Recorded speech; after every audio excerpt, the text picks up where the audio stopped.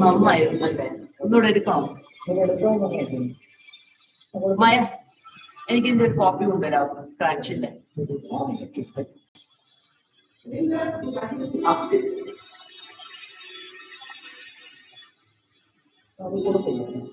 കുഴപ്പമില്ലേ? രണ്ടാമത് എടുക്കണോ?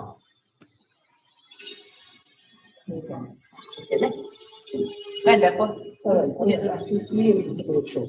വീട്ടുപണി അപ്പൊ മറ്റേ ആ പച്ച സാധനങ്ങളില്ലാതെ അത് ഓപ്പൺ ചെയ്ത് പറയുമ്പോൾ ഓപ്പൺ ജസ്റ്റ് ഒന്ന് ഓപ്പൺ ചെയ്ത്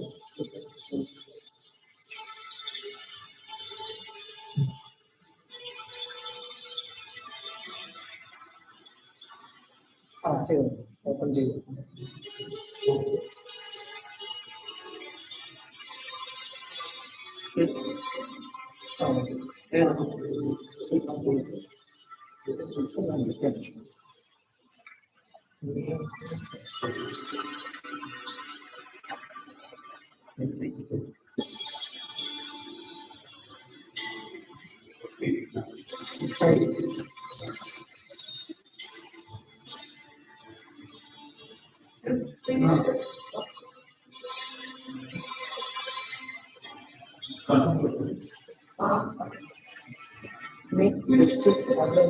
ഒരു വലയെടുക്കാനാണ് അവിടെ ഒപ്പിക്കുന്നത്. ഞാൻ എന്താ ചെയ്യട്ടെ? ഇതെല്ലാം എടുക്കുന്നുണ്ട്.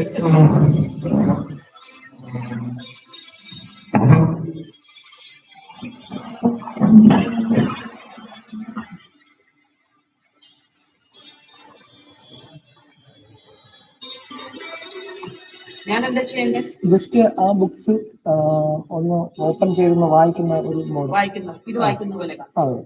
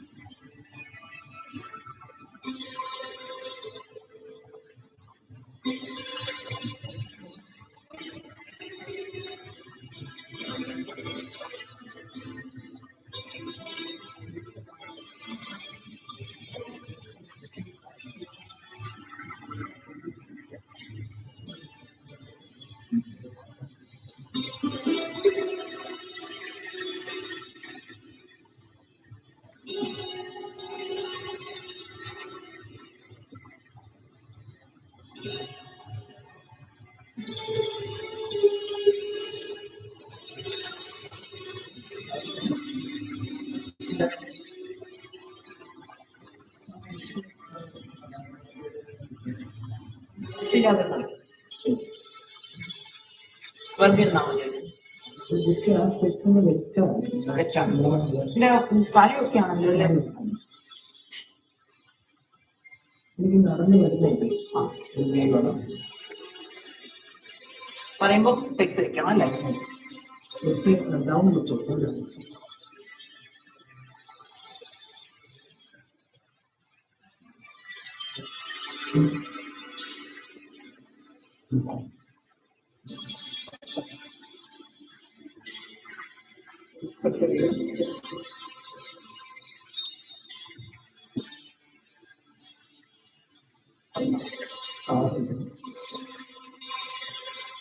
സ്പീഡായിട്ട് ചെയ്ത് കഴിഞ്ഞാൽ അതിന്റെ സ്ലോയാണ്.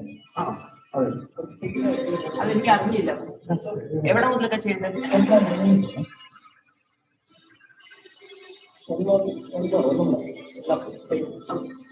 കണ്ടിന്യൂസ് ആക്ഷൻ അല്ലേ? Action okay.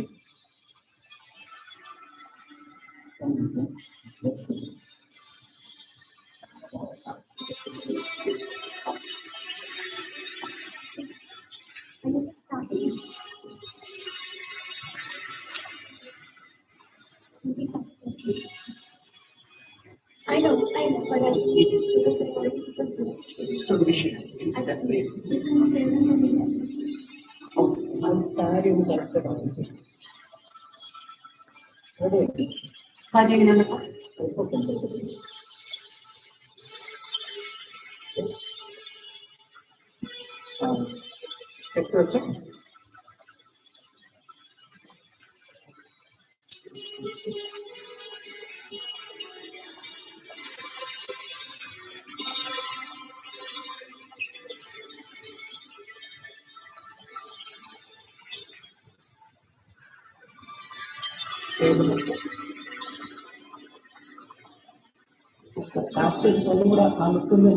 ക്യാമറ ഇവിടെ നിന്ന് അങ്ങോട്ടുള്ളത് കറക്റ്റ് ക്യാമറ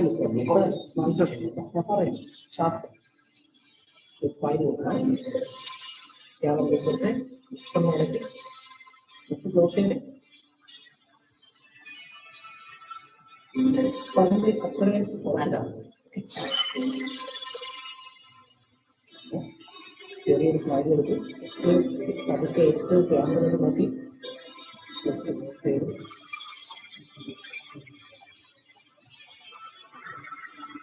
എന്തും ടൈമിൽ എഴുതിയിട്ടുണ്ട് സൈഡിൽ.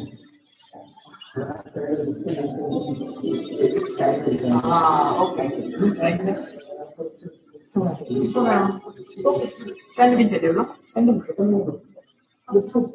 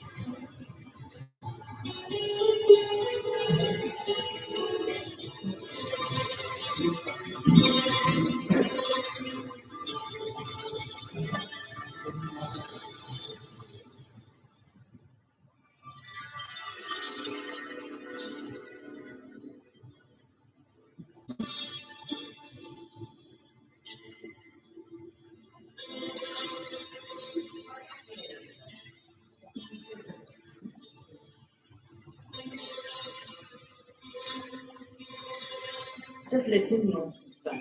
Let him do the rest.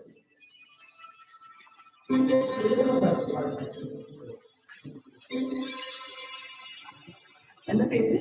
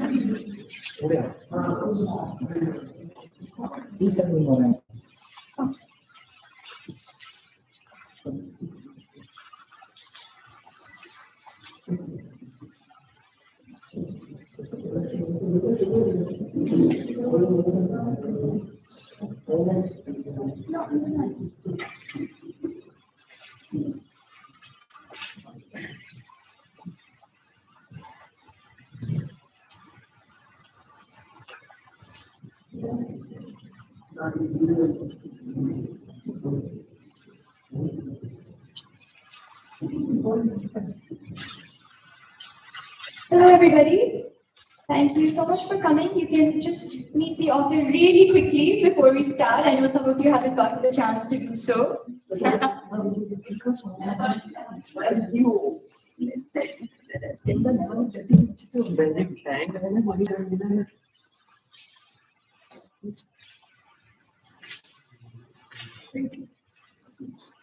I just said, congratulations.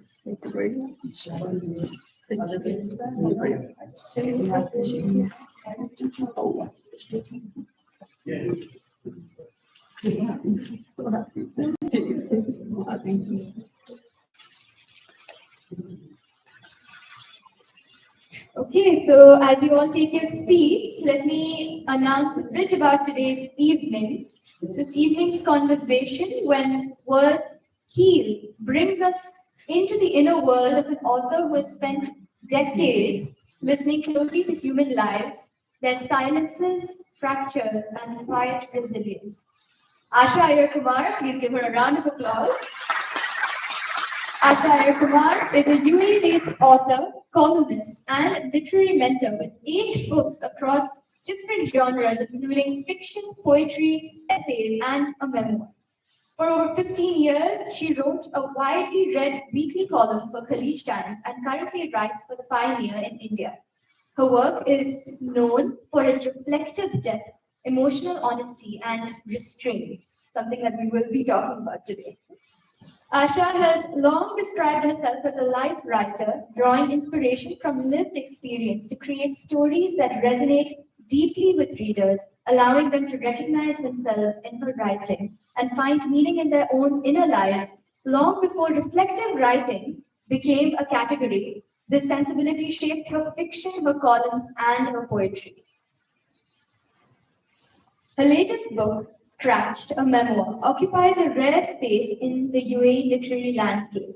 It's among the earliest literary memoirs by a UAE-based expat author to bring together grief, relationships, resilience, and lived mental health experiences in a single, cohesive narrative. And I think that also deserves a round of applause because she's definitely a pioneer in doing what she does. Written with candor and care, the book does not offer answers or solutions, but companionship, an honest account of learning how to live with what remains. This memoir is accompanied by a poetry collection, The Longing Group, which approaches the same emotional landscape of loss, longing, and the human need for love and gentleness. This evening will unfold as a moderated conversation with readings from both the books. Following that, we will have an audience interaction and a short guided meditation by our co-founder of Motivat, Srimati Swarashri Shridhar.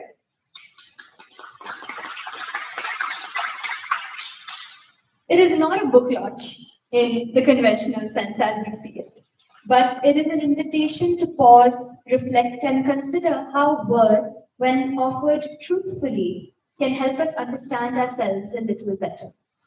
The books are over there for purchase, so please do go ahead and get yourself a copy. If you want to read through while Asha ji does her readings, please go and do so right now. I'll give you 5 minutes to do that. Please go and do that. You have Scratched and The Longing Room.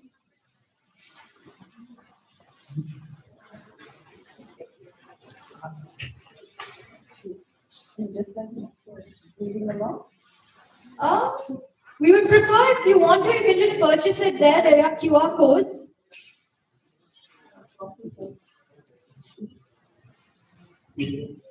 There is time in the end also for a personal book signing to get it signed personally by the author herself. And while you all purchase your books to read along, I will take my seat so that we can start the moderated conversation.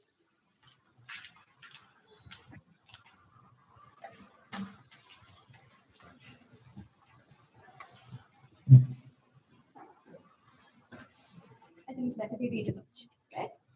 I prefer that. Yeah. And they're also connected that way. It's not like we just random space. Good situation. I let them know teaching. It's written down.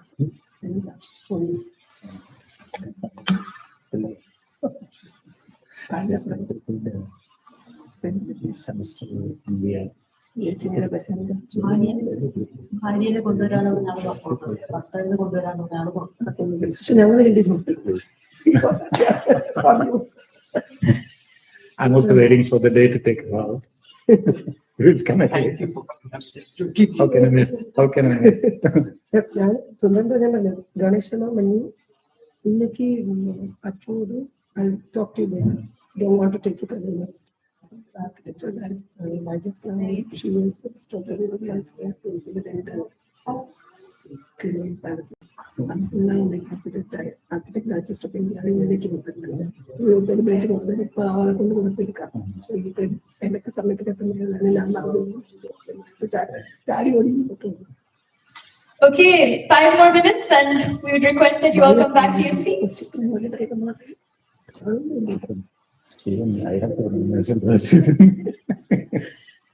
So she picked up architecture pencil and she has to so I'll look at the painting and she has to put the one and that meat and then the other one she had to write she kept on saying 1, 2, 3 I should be better than that one. She studies architecture. to work for the training for 5 years, 5 years, in the education industry. Because after the is only and బాగా చూపించాలని technical చేసి పైన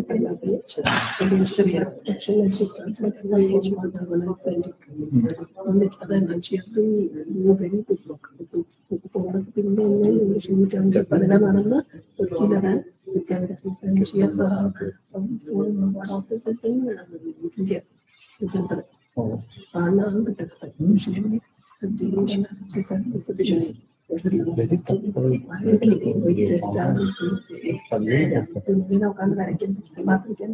including Saturday. So, ladies and gentlemen, let's get back to our author for today. Before we begin, and before I give the mic to Asha Iyer, just check it with you. So please don't worry if you haven't gotten your books. There is time at the end of the event to get it personally signed by her. And over to you. Good evening, all.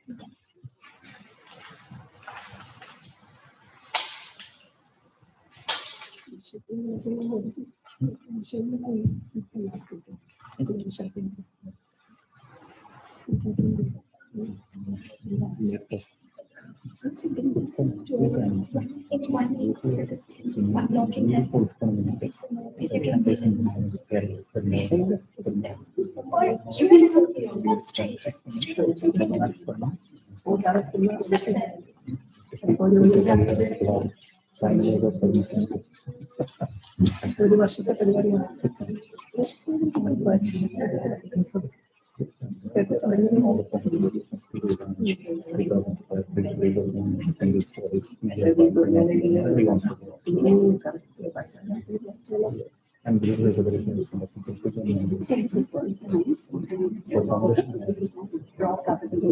that I may need to do a couple of times.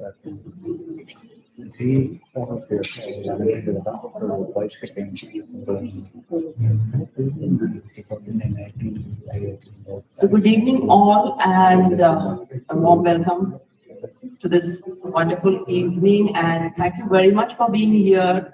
Multiple events happening in the city, and people are quite busy with their own things, and that you chose to be here over everything proves that this evening is more important to you than many other things, and I'm really, really glad that you're here. Thank you very much for that. And I also want to thank you all for loving my words, having faith in my writing, and walking with me in this long literary journey of several years. And that needs to be celebrated too. Your journey with me, your companionship with me needs to be celebrated too this evening, which is why I wanted you all to be here on this very special occasion when I'm launching Scratched. So seen in that light, actually,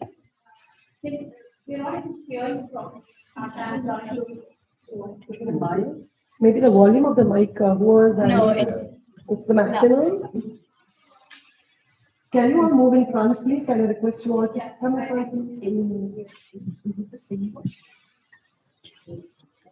please? Because I may have limited job, so if you have a better mind. Sorry? After writing the louder than Thank you, Krish. Yeah, I think that might be That's like better. So I would rather use this. Yeah. Thank you. So I don't think I need to repeat whatever I said. All right. So I need to celebrate you all too, along with my book and my journey. And seeing in that light, I think, this evening is yours as much as it is mine. And Scratched also is a book that is yours as much as it is mine. And before we proceed, I would also like to extend my heartfelt gratitude to Motive Art and its parent concern, Motive Evaluate, and its wonderful team of Mr. Sridhar, Mrs. Swarashri Shridhar, and Swarashri Shridhar, who have stood by me and have supported me in putting together this evening when words heal. And I promise you, words do heal, as I have known in my journey of these years of writing. Thank you very much once again for being here, and I hope you have a great evening of reading, conversation, and reflection. Please feel free to dwell in your thoughts, listen to us, dwell in your thoughts, and come back with your reflections at the end of it when we have a Q&A session. It's not going to be formal. You can be informal, feel at ease, and let's have a conversation that normally doesn't take place very easily, which is why we have this evening. We wanted everyone to feel in a safe space, to come out with what they feel about what the book speaks and what Swarashri is going to, get out of me through her very, very probing questions. I'm a little scared of Swarashri, but then yes, I think I'll come out with the right answers for whatever you're going to ask me. So thank you once again, and let's get going with this. Thank you so much, Asha ji. Once again, am I audible? Is it clear? Yes. Super. Okay. Can I please request that you all put your phones on silent before we begin? So, Asha ji, when I was reading out your profile and also the way I know you as a person, I feel like you write what comes to you naturally, and that is the human emotion, and it is lived experiences. You're known as a life writer. What is a life writer? Okay, that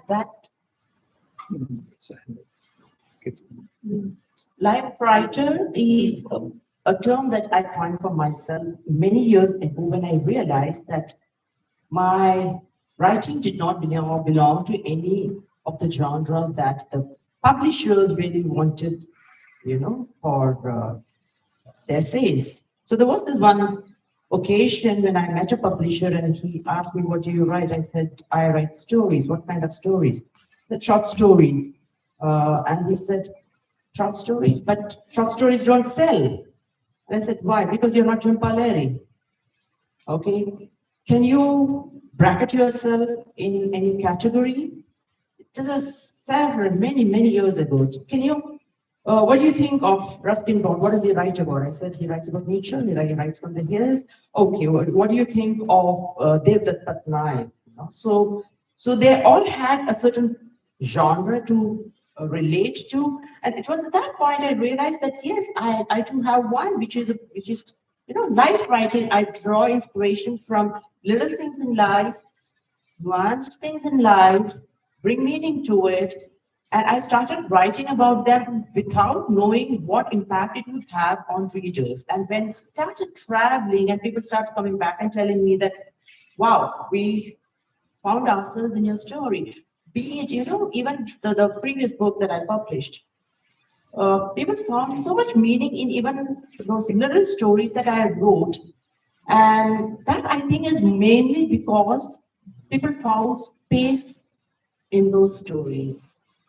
They found themselves in the stories. There were pockets where they felt at home in those stories.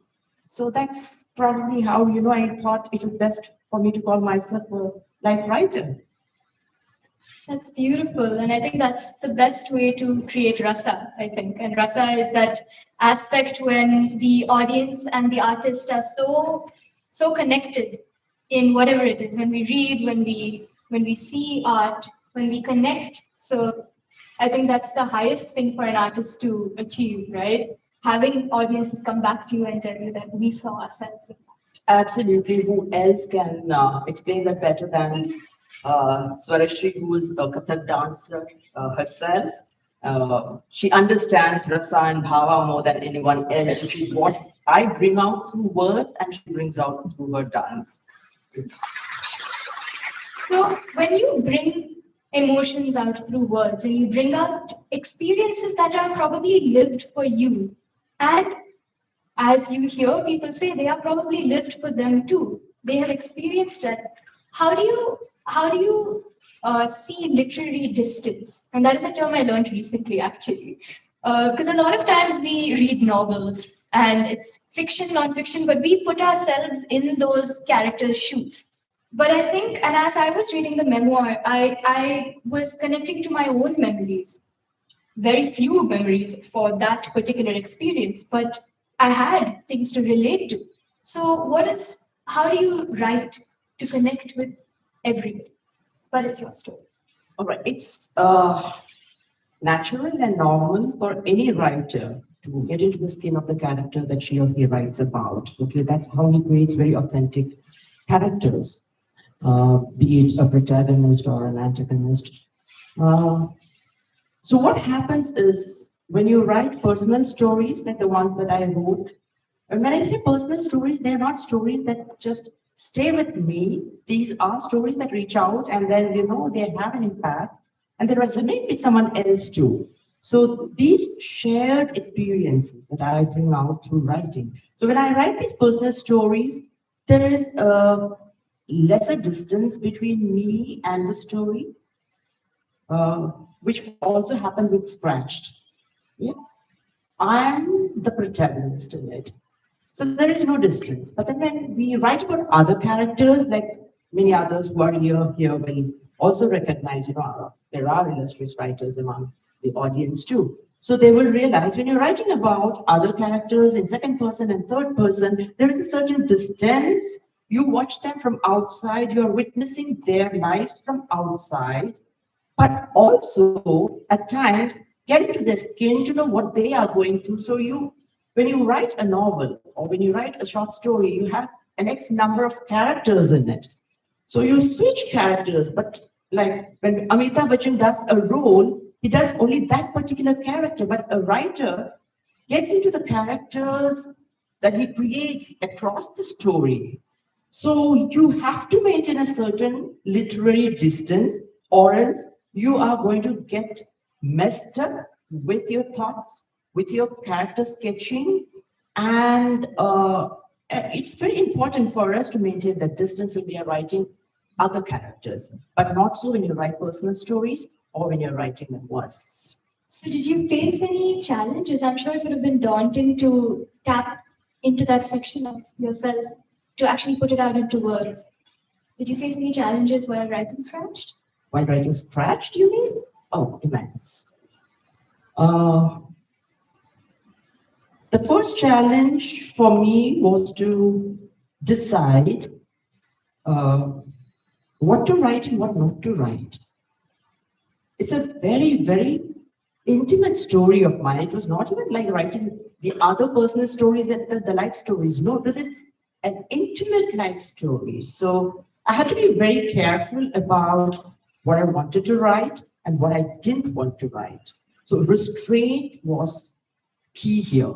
Okay, I wanted to be honest, but at the same time, I didn't want to be reckless. Let me put it that way. Honesty doesn't mean writing everything that you have in your head. Honesty doesn't mean putting out anything that you have in your heart.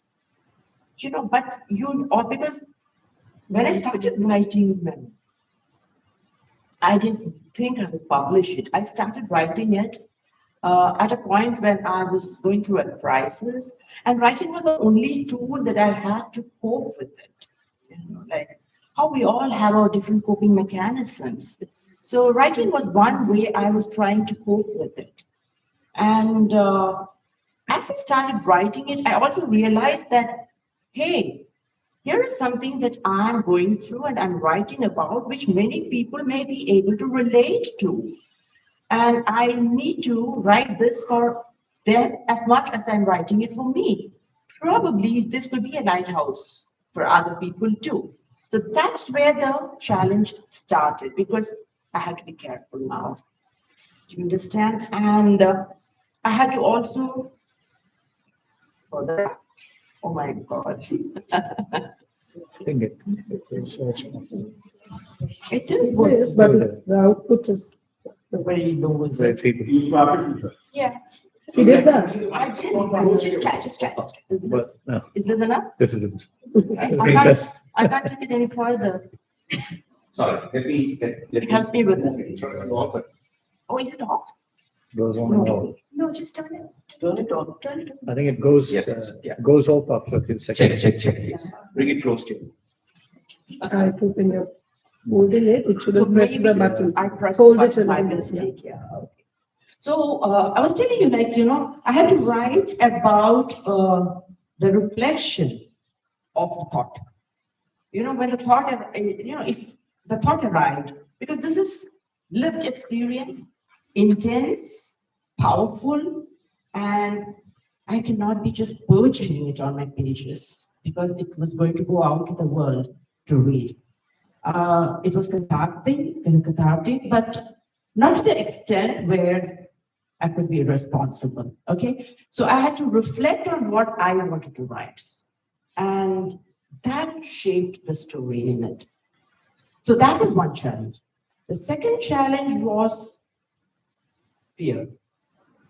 Okay, that all-pervading emotions that we all carry, but we never acknowledge. Yes, the fear of being misjudged, the fear of being misinterpreted.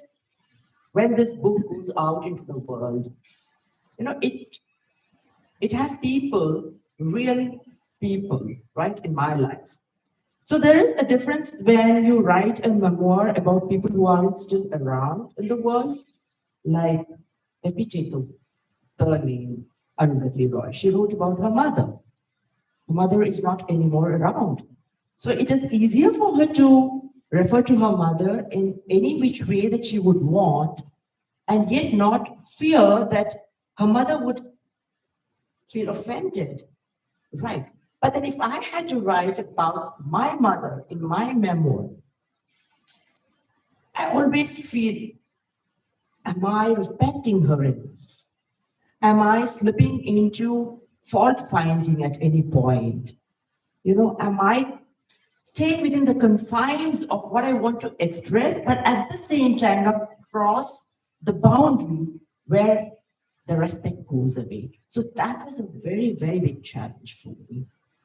So, but to be very honest, let me tell you all, memoir is not something that I ever thought I would write. I have written across genres, but a memoir, never. Because I first thought memoirs are written by very illustrious people. Okay, because readers want to know the lives of famous people and what they did behind the screen and everything. Or by people who have had extreme experiences in life and they have emerged out of it. I did not see myself as an illustrious character, okay? I'm a common person. Did I go through war experiences? Did I go through extreme violence in life, which I came out of? No. But why? So why would I even want to write a memoir? But then life takes you through experiences that you don't even expect, and in ways that makes you stop, pause, and reflect on what this means to you in your life. And when you want to find that meaning in what you are going through, you find expressions. Like how you do with dance, someone else does with music, someone else does with, teaching, where someone else does it with speaking, whatever, So finding that meaning becomes very important for us. And that's how I thought, okay, this book is going to bring meaning to my life as well as to other people's. That's wonderful. Thank you. Yes. It was a very long answer, but I had to really come out with what I want to tell you about the book. I think it also takes a lot of humility and vulnerability to talk about the challenges at your own book launch. So thank you for that, because I did not know until recently why a memoir is written or what goes into it. And when I started reading yours, I truly felt so moved, because I don't think I have even processed such emotions in the past. I've probably felt grief, I've probably suppressed that grief, but I don't think I've ever, it's like seeing a mirror sometimes, I guess. It's seeing those emotions reflect back at you. And honestly, for me, it hit me way too fast. And I even mentioned to Asha ji that I broke down crying in the second chapter. And I don't think I had hit any point which the book hadn't taken a dramatic turn yet. So it hit me so fast, and that was what amazed me. Because I personally don't think I articulate my emotions so clearly. And I was in awe, and I was also reflecting on what the book was making me feel. So I was feeling this interesting dichotomy. So before I go into the emotional aspects of the book, what does writing give you that speaking cannot? A lot of times we feel, we should speak our emotions out and we feel lighter. This was a different way of making myself feel lighter. So what do you think? So we have thought, okay? And the closest way of, or the form of expression that we have to thought is speech. So the distance between our thought and our speech is very less, which is why we are very quick in responding, reacting, being sharp, being rude, and everything. We don't think before we speak. But writing, on the other hand, allows so much space between your thought or your reflection and your actual putting the word down. So there's so much of distance between these two things that you process your thought properly and you make sure that what you put down on the paper is not exactly what you thought, but a version of your thought. So if I have to give you an example, I think something in my head and I feel about it very powerfully. But maybe by the time it comes down to the paper, it's not as powerful as that. My anger is diluted, my trauma is diluted, my sorrow is diluted, everything is diluted. And that dilution is extremely necessary for us because that writing is not just for me. Do you understand? It's again like I wouldn't want to mess up with my reader. I don't want to dump my thoughts on my reader. I have my thoughts, of course, but then those thoughts need to be conveyed in a very refined form to my readers. That's a huge responsibility for any writer to carry. So, yeah, that answers your Of course. Thank you so much. So getting into the crux of the book, which deals with topics of grief, of suppression, and as you read through it or skim past it, I would invite you to do so that you know from which state of mind I think the writing is coming from. How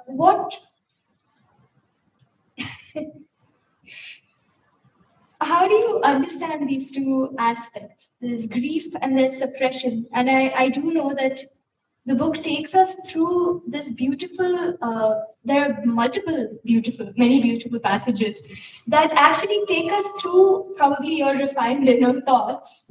And I can see the grief, I can feel the grief, but it's like choked. So why the suppression of those emotions? I'm sure this is something that you would all connect to.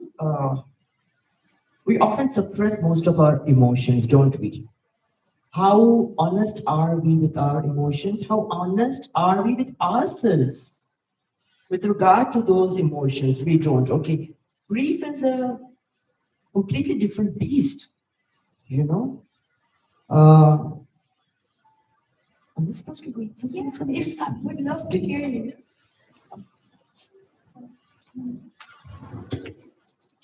62? So should I ask them? Yes. So if you all turn to page 62, I think there is one of those beautiful passages that I spoke of. Yes. Are we there? Those who have the books? The last paragraph, it reads, contrary to what people said, it wasn't always easier to find solace in memories.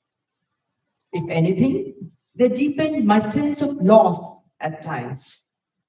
Instead of releasing pain, I locked it away, burying it deep within my heart for reasons I still cannot explain. I should have wept my heart out.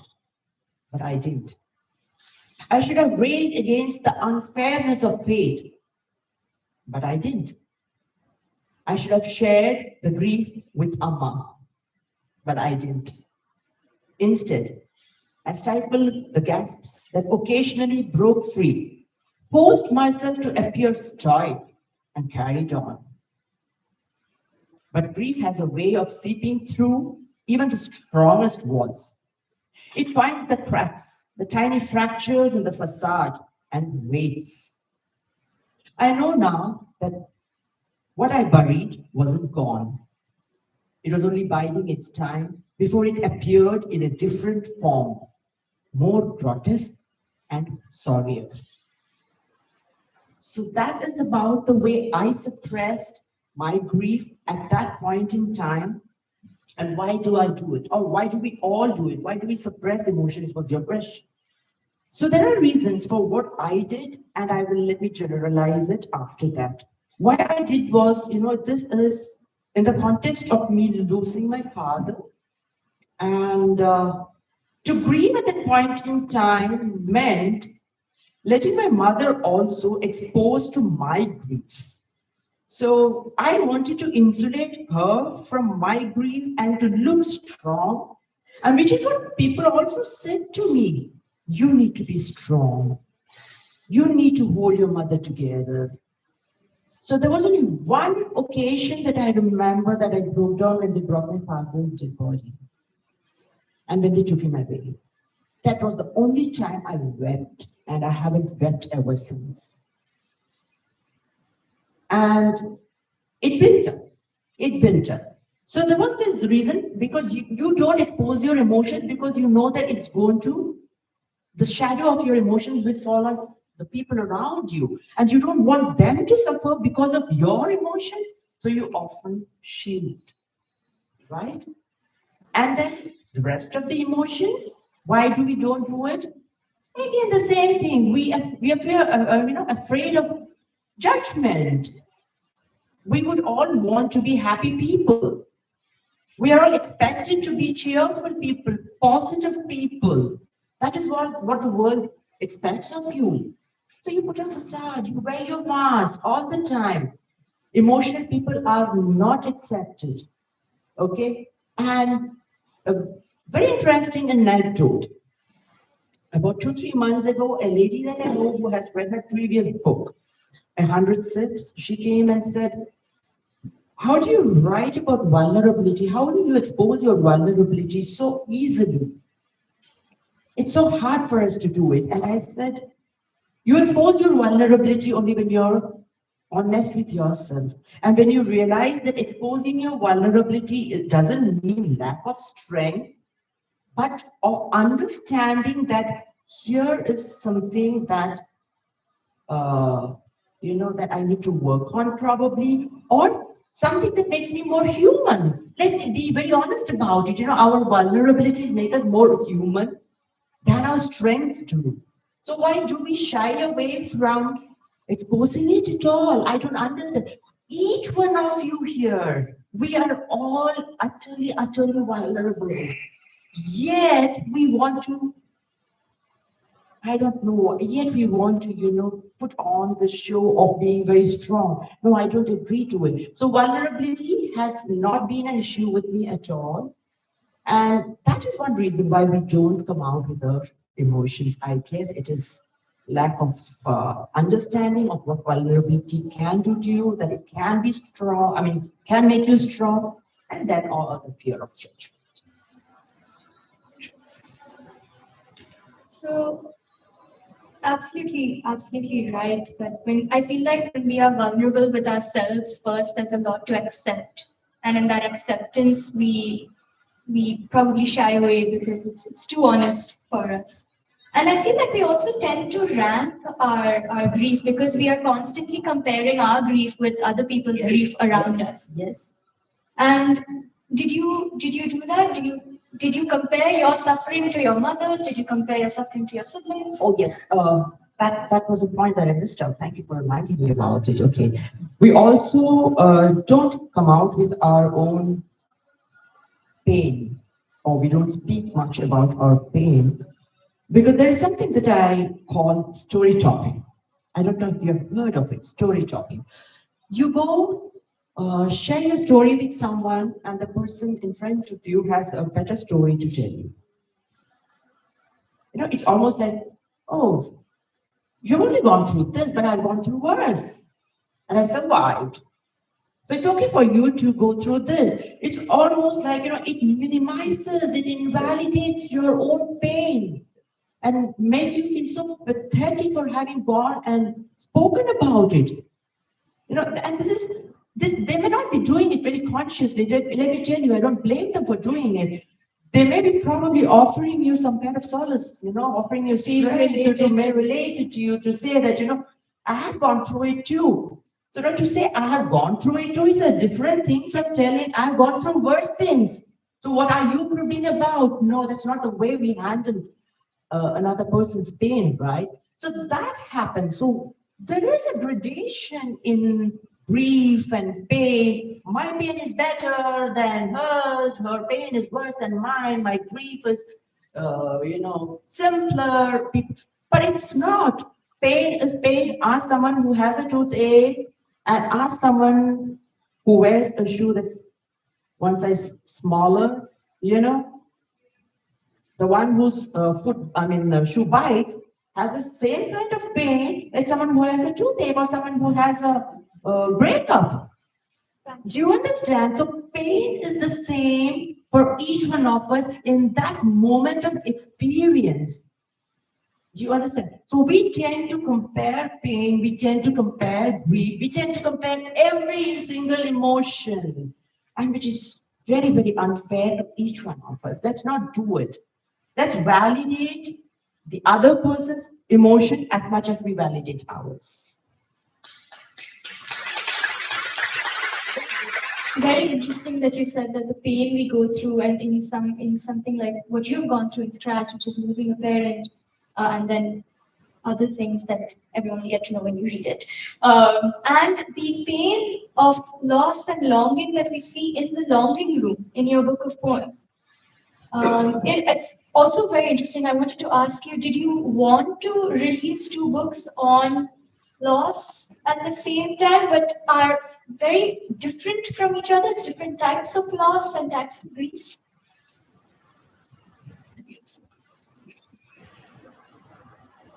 For all those who don't know, while Asha ji is sipping her water, the Longing Room has over 80 poems. And they are in various facets of love, of loss, of longing.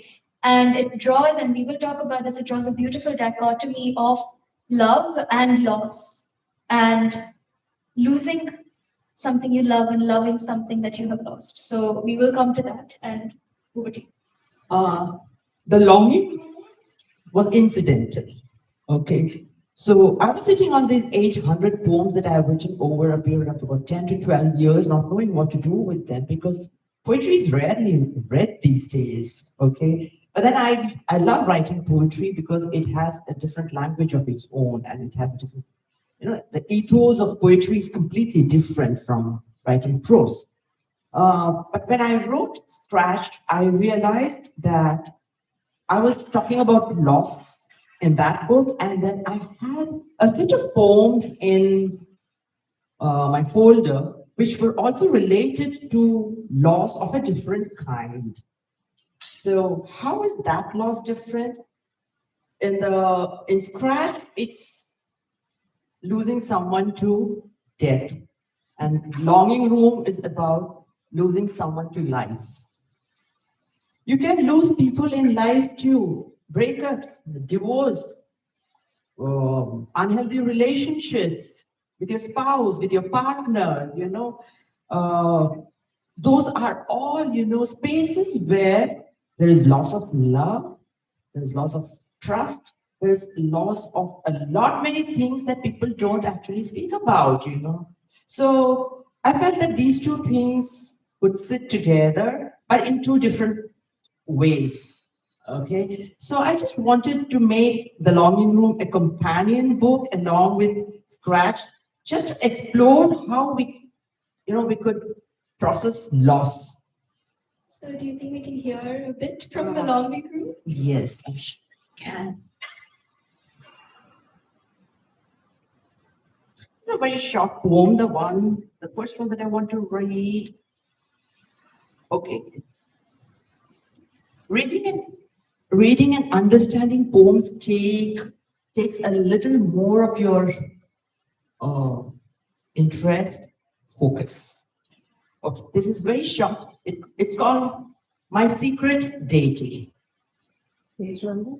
Page number 26. Those who have. Let me trace the tears coursing down your face.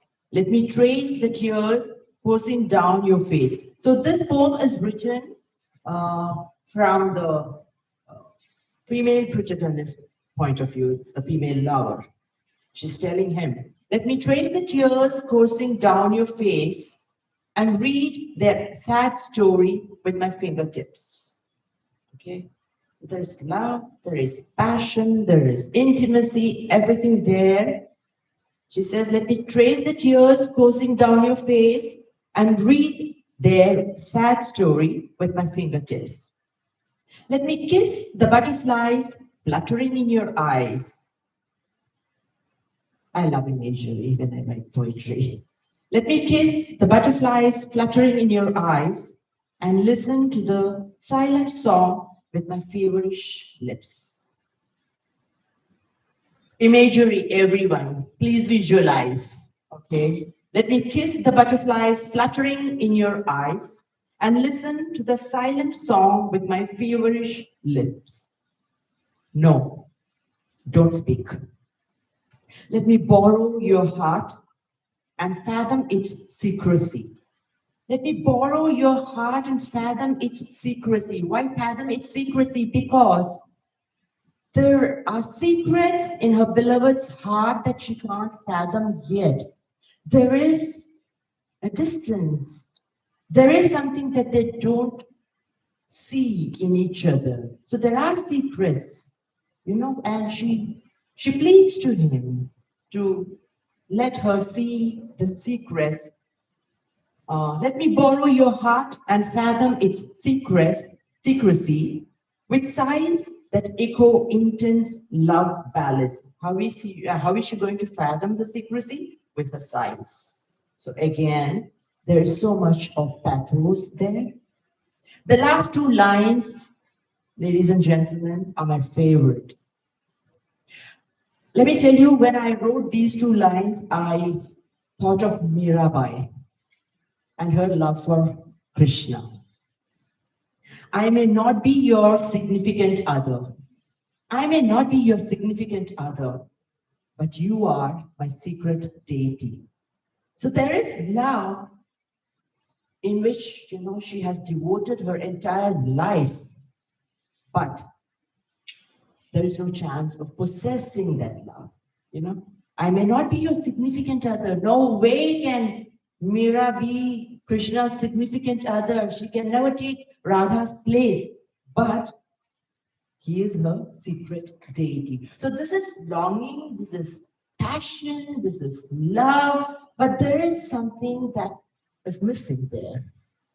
So those were the kind of poems that I came up with here to speak of loss and longing.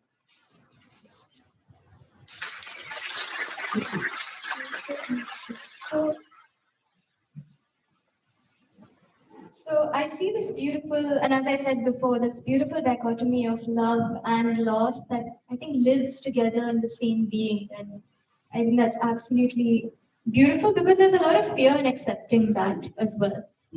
And there's that fear of losing that is there in both the books. But coming back to Scratch, how did you deal with the fear of losing? Is it a constant?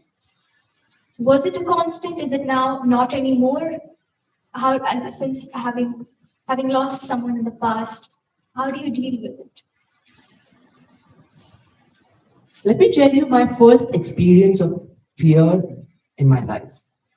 I must have been 10. It was the first time that my parents asked me to sleep in a different room. No, I must have been 7, 8. I don't know what age they asked me to do it. The fear that I went through, I felt on that particular day is still fresh in my memory. That was the first time I felt that I could be, distanced from somebody, that I felt abandoned on that particular day. And there was no way I could negotiate, and my parents would have none of it. And I slept in a separate room with fear of demons, of Dracula, of things that all my friends had spoken about. They said that there is a certain kind of vampire who's going around places, and if you don't draw a cross on your door, they're going to come into your house and possess all of you. Those were the kind of fears that I carried, in that age. And that is my first memory of fear, actually. And going, even before that, I was afraid of flowers for no reason. I didn't know why. So you have this fear of unknown where you don't know why you are afraid of something. Do you understand that? The fear of unknown was manifested in my fear of flowers. I wouldn't go to gardens. When I was 4 or 5, I wouldn't go to parks. I wouldn't go to gardens where there were flowers. Okay, that was my first experience of fear. And then second experience of fear, my parents separated me from them. I think I carried fear in my heart ever since. And we all do, don't we? I mean, let's be very honest about it. We have fears of different kinds, silliest to the mightiest. Okay, it's just that we all want to sound chivalrous and brave and everything. So we kind of, we tend to smile and we put on, as I said, the charades that we indulge in are many. So since then, the fear, and then the fear of losing people in life. The biggest fear that I came across. That started when I was in school, when I first encountered a friend of mine losing her father. That's when I realized that you could even lose a parent. I mean, I didn't even realize that, the death was a certainty. I didn't even realize that death could rob someone out of your life. And that's the time I realized, what if I lost my parents? I think I've lived with that fear ever since. And when it really happened, I mean, I should have been mature and grown enough to know that it was going to happen at some point in time, right? We all know that. But it was hard for me to come to terms with it. And I broke completely. And what transpired after that is what Scratching It is all about. And where does the Asha in Scratch come from? The past that she has gone through is a past that many of you would have gone through. Which is where Scratch becomes so relevant to every single person sitting in this room. So that's about my fear. Do I still carry fear? Absolutely. Writing a memoir doesn't erase anything. Let me tell you, it helps me. It helped me process through it. It helped me sort my emotions. It helped me name my emotions and probably clear a little bit of cobwebs, here. But did it really fix anything? I don't think. I'm still in the process of getting things sorted. Thank you for sharing that. When you spoke about having and writing about people who are still alive in your life, for example, your mother, there is a different relationship that we share with each of our parents or people around us. My relationship with my dad will not be the same as it is with my mother. So how do you feel those relationships impact us early on in our life, and is kind of what we carry through as a testament of that connection or of that person or of that symbol of that relationship? What do you think, and how did you think it affected you while processing such emotions? Okay, as a child, I must confess that, I grew up absorbing emotions, more than explanations. I was more cued into the sentiments in the house, the atmosphere in the house, and I also learned to read silences, moods, those sort of things. Probably it was a personality trait, I don't know, but that was how I grew up. I could easily sense the undercurrents in relationships. Yeah. And uh, I would say that love was present, definitely, like any other family. There was love present, but probably it was not expressed in ways that I would have wanted or in a way that would have made me feel emotionally secure. So that was where the difference was in my love for my father and for my mother, because they are two different people too, But at that point in time, when I'm a child, we don't understand that. It impacts us in very different ways. So growing up, it impacted me in a way that, I started uh, reflecting all that I absorbed from there in my external relationships. I turned inward, I became very observant, I became very sensitive. For all of you here sitting and those who know Asha as something else, please prepare to be surprised and be shocked, okay?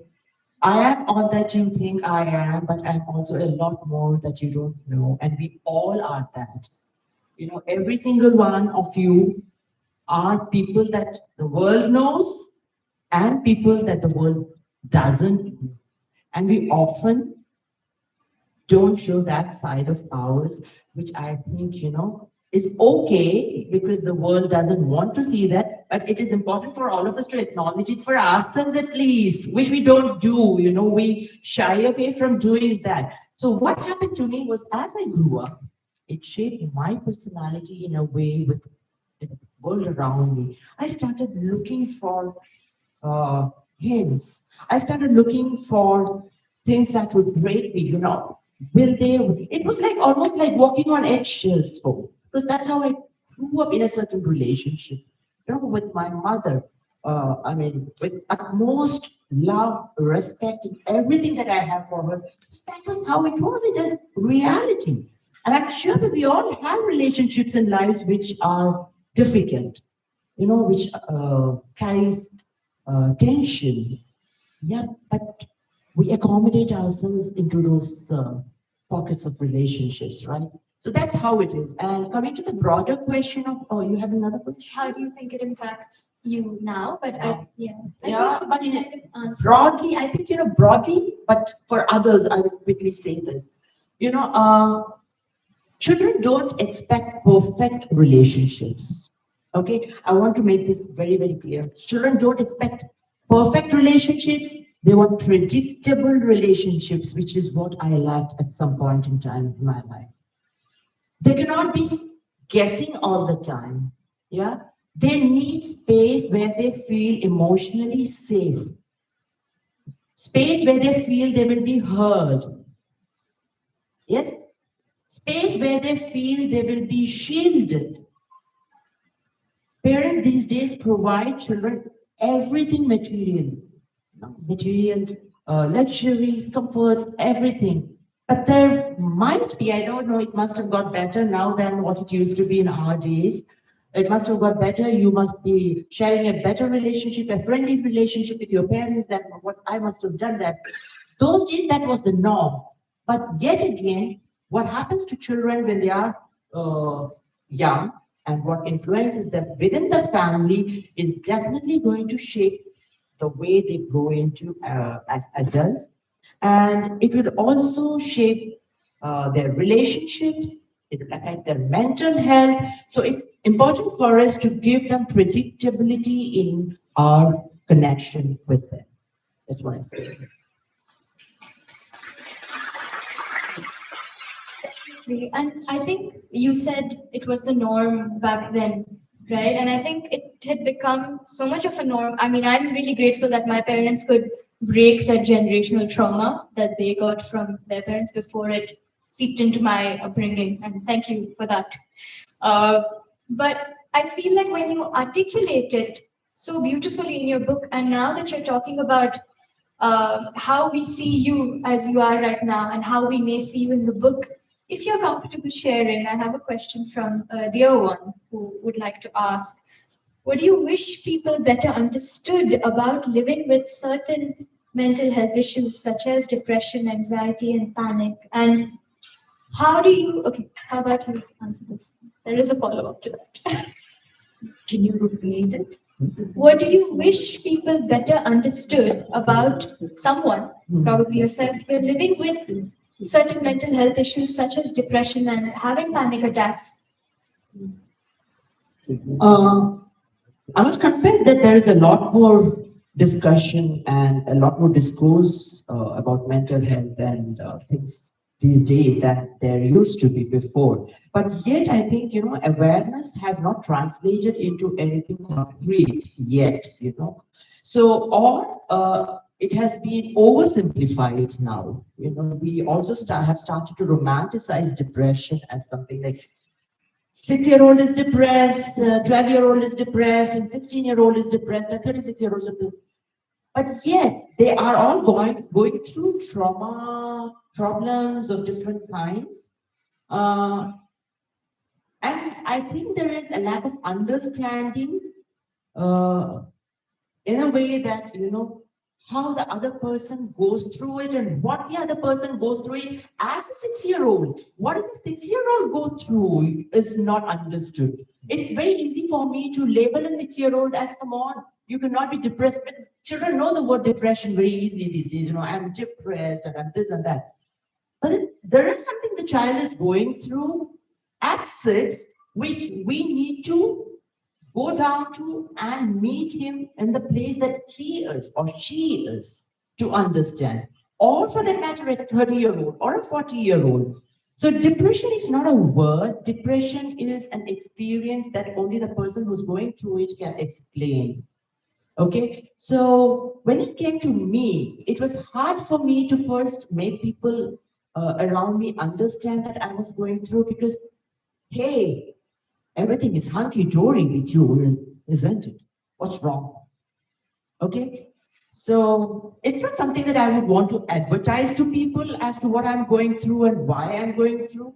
But then when I'm called upon to explain it, I exactly need to tell them, hey, look, this is what is happening to me. And that understanding took a long time to come for me, especially in closer circles and extended families, because depression was not heard of at all before. It's not that there was no depression. Do you think that our parents were not depressed? Do you think our 100%? Do you think our grandparents were not depressed? But they didn't name it. We have, learned to label things.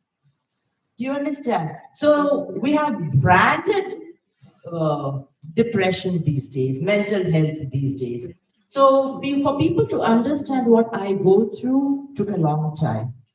And I didn't try very hard enough. Let me be very honest, I came very close to losing people in my life, friends, relations, because they didn't figure out what was happening to me, and there was no way for me to go and tell them everything about what was happening to me. So now, having gone through it, I understand when somebody goes through it, when somebody doesn't stay in touch with me for a long periods of time, I all right, there must be something going on wrong with them.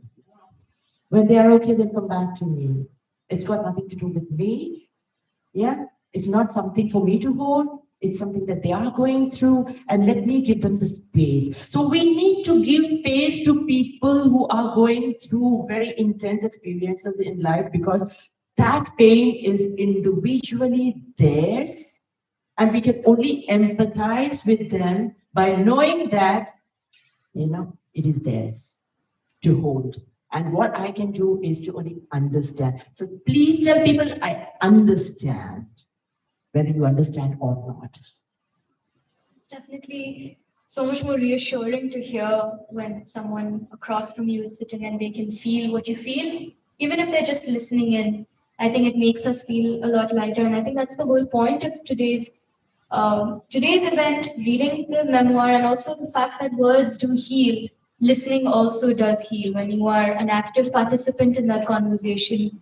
So going towards that healing, just before we hit the healing, there was a part in your memoir where you spoke about that imposter syndrome, which I feel, which is the follow-up that I had was, you say that you are living this life of an author, and we see you on social media reading snippets from your books.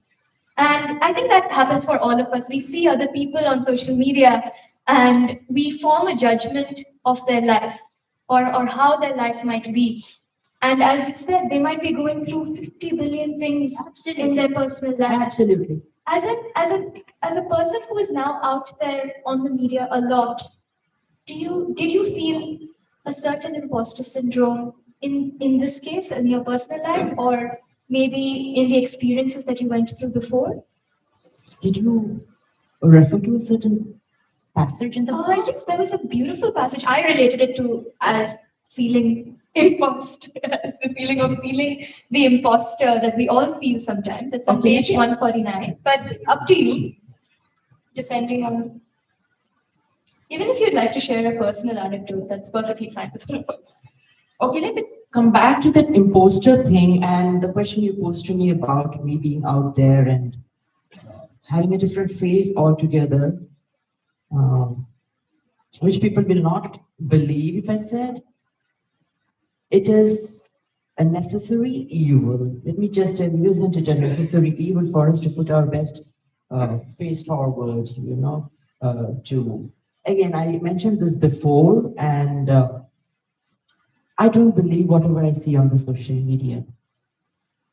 I don't see the happier the faces there. I know, the sadder the stories behind them will be. It's almost like, तुम इतना जो मुस्कुरा रहे हो क्या गम है जिसे छुपा रहे हो, So the more you see the smiles, the more you know that there are, painful stories behind it.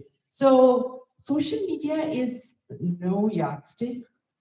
There's no way you can measure a person's inner life by what you see there. But then we all need to do it because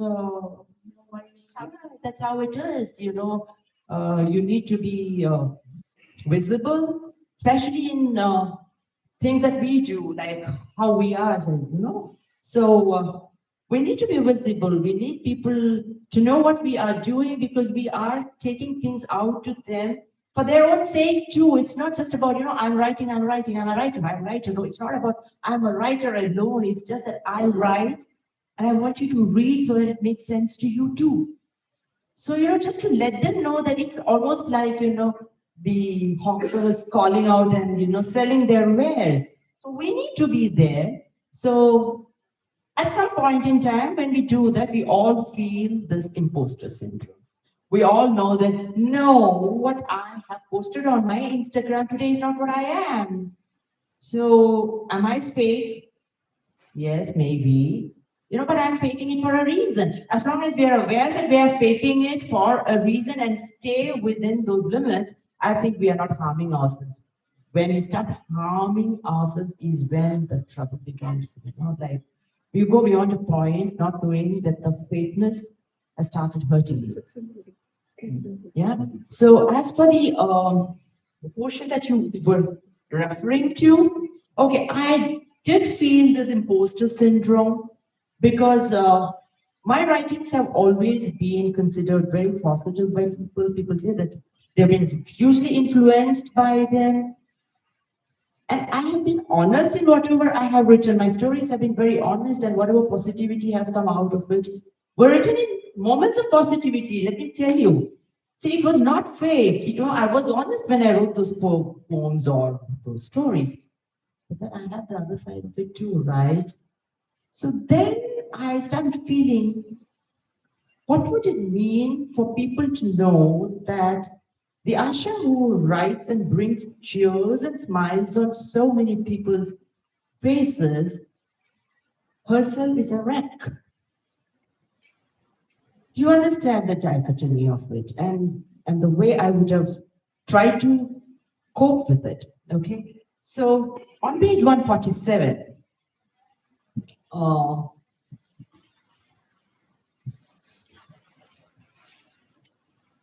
okay. Second paragraph. Sarthi. Okay, don't ask me who Sarthi is in this book. You will have to read the book to know who Sarthi is. Sarthi has tremendous influence in my life. It is a character that you will have to meet in the book. I'm not going to say more about Sarthi here. Sarthi, I whispered into the silence one summer evening, my mind crammed with doubt. I fear that I'm living a lie. I feel like I'm pretending a lot. I'm not being true.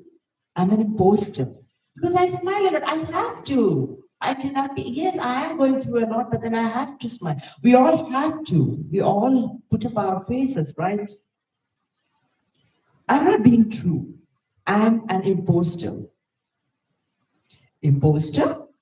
Why do you say that? Sarthi asked, steady and patient, as if it had been expecting my confession. All my life, I have been seen as a positive person. My words have inspired people. My presence as a writer, as a mentor, as a friend, has uplifted them. And yet, here I am, drowning in sadness, crippled by panic, unable to see light on some days.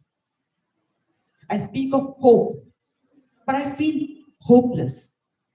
I encourage strength, but I'm exhausted. How can I not be an imposter? Sarthi remained silent for a moment, as if considering my words carefully before responding. I waited, impatient for an answer, before darkness could fully take over. You are not an imposter. You are a human being with layers, contradictions, and battles that do not diminish your truth, but instead deepen it. That was the answer that I received, and that kind of helped me get over the imposter. Thank you. Do you reflect back on this conversation when you feel like you're feeling like an imposter time again? I feel like we all do have many moments. It's not just one where we feel. Sorry, I didn't hear you. Do you reflect back on this conversation when and if you feel such thoughts coming back in of feeling like an imposter? No, I have stopped feeling it. I have stopped feeling that because I've accepted it. I have accepted that I am a person with many layers, like we all are. And we all, this is something I want to share with everyone sitting here. We are people with different emotions, we tend to categorize them as good, bad, pleasant, unpleasant, and everything, but they are all emotions at the end of the day, human emotions, right? So I have now learned to name my emotions, look at my emotions, and put the emotion out there and speak to my emotions. So during this journey, from broken, I've come to a point where I say I've understood. I understand. It's not that I have completely healed. When it comes to healing, if you have a question on healing, I don't know. But then, yes, I don't feel like an imposter anymore because I have accepted that I'm as human as anybody else. And I also realize that just as I'm not perfect, none of those around me are perfect either. And I'm okay with it. As long as I'm okay with it, why should I feel like an imposter? So I don't feel like it anymore. If I'm positive, I am positive with the things that I'm positive about. If I'm not, if I'm feeling down and out on a particular day, I am okay with it. Do you understand? It has got nothing to do with who I am. It doesn't minimize me. It doesn't invalidate my credentials as a human being, as a writer, as a person, as a wife, as a teacher, as a mentor, or whatever. Nothing invalidates what I am. Thank you so much for that. And it really did give me a lot of strength hearing you say that, because I feel like the moment a person in front of you accepts their truth and their reality and they're being authentic, it drives us to also probably do the same for ourselves. And I'd like to conclude our beautiful chat today with the subtitle of your book, For Everyone Who Has Tried to Make Peace with Their Past. So what do you hope that everyone who reads this finds for themselves? That's it. Writing the book was hard. Speaking about is harder.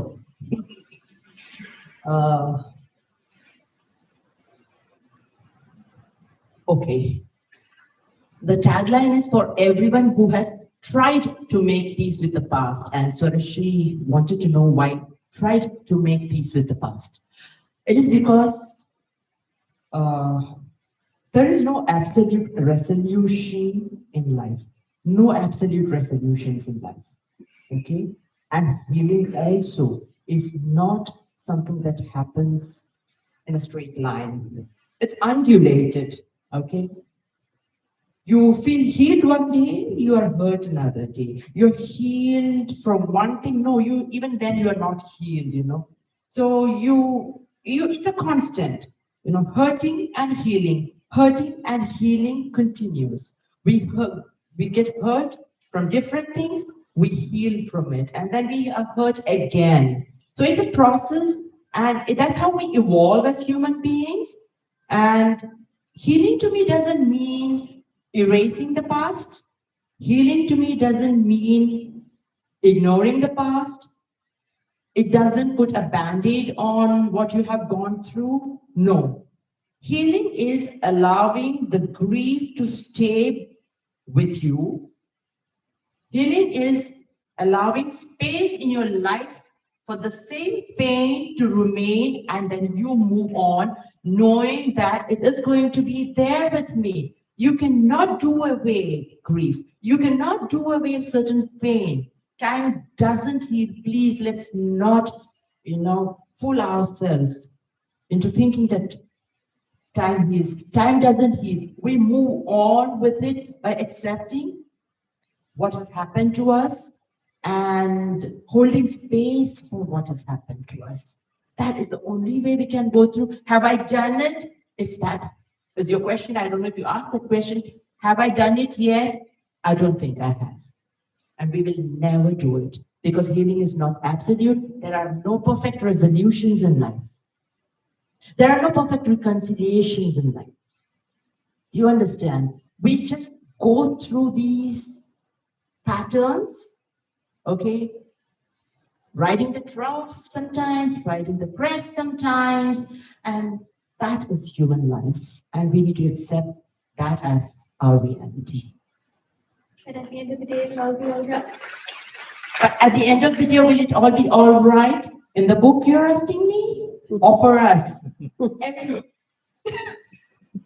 It's as all right as you want it to be. Do you understand? Everything is not going to be all right. Let's be very honest about it. There's no perfection. I mean, why do we expect life to be perfect at all is what I want to know. I understand life is not perfect, and I've experienced it. My imperfections may be very different from your imperfections. My pains may be very different from your pains. You may not have lived the same life that you have lived. But then the emotions, the sentiments, the feelings, the pain, the rest of it, we all share it in the same space, in the same sphere. So why do we even expect perfection to be there in life? Let us be imperfectly perfect. Or perfectly imperfect, if I have to put it that way. Thank you so much, Asha. Would you like to close out on a poem from the Longing Room? Yes. Before we open up the room for question and answers. Yes, this is something I really want to read out to you all, to reassure you of something. Okay, I hope this speaks to you as closely as it did to me. Page number? Yes. Page number 51, there is a poem called It Is All Right. And please listen and believe it is all right. It's all right. Perfectly so. It's all right. Perfectly so.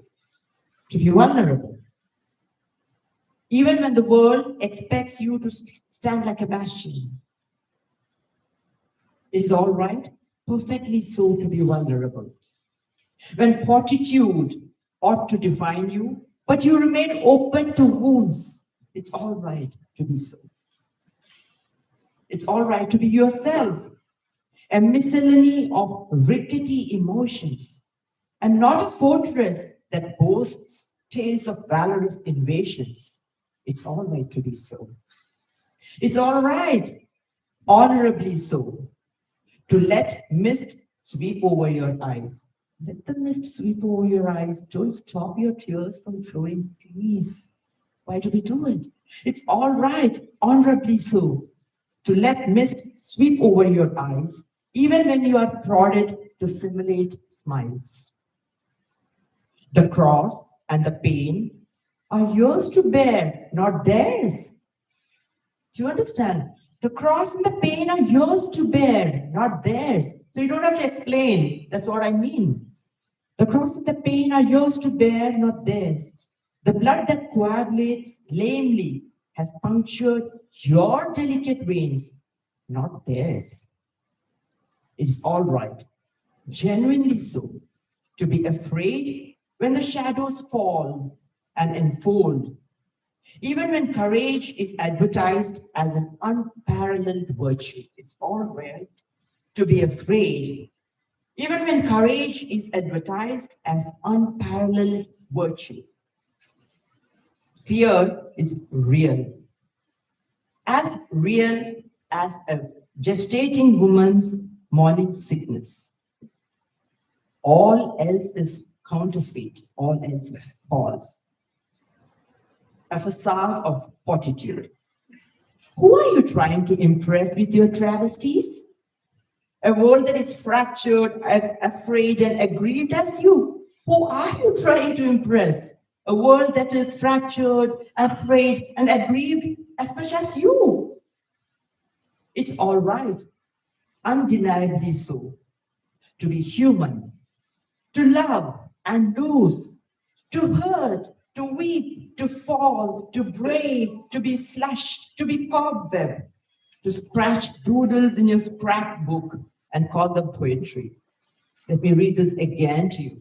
It is all right, undeniably so, to be human, to love and lose, to hurt, to weep, to fall, to break, to be slashed, to be cobweb, to scratch doodles in your scrapbook and call them poetry. For who but you knows what your day entails and what your nighttime holds? Who but you knows what your day entails and what your nighttime holds? It is all right, forgivably so, to be a dew-burdened flower, shedding half petals in the deepest hours of nocturnal passage. It's all right, forgivably so, to be a dew-burdened flower, shedding half petals in the deepest hours of nocturnal passage. It really is all right. Thank you, Asha Iyer Kumar. Thank you so much, and we open the floor for anyone who has questions. Yes. Once. Yes.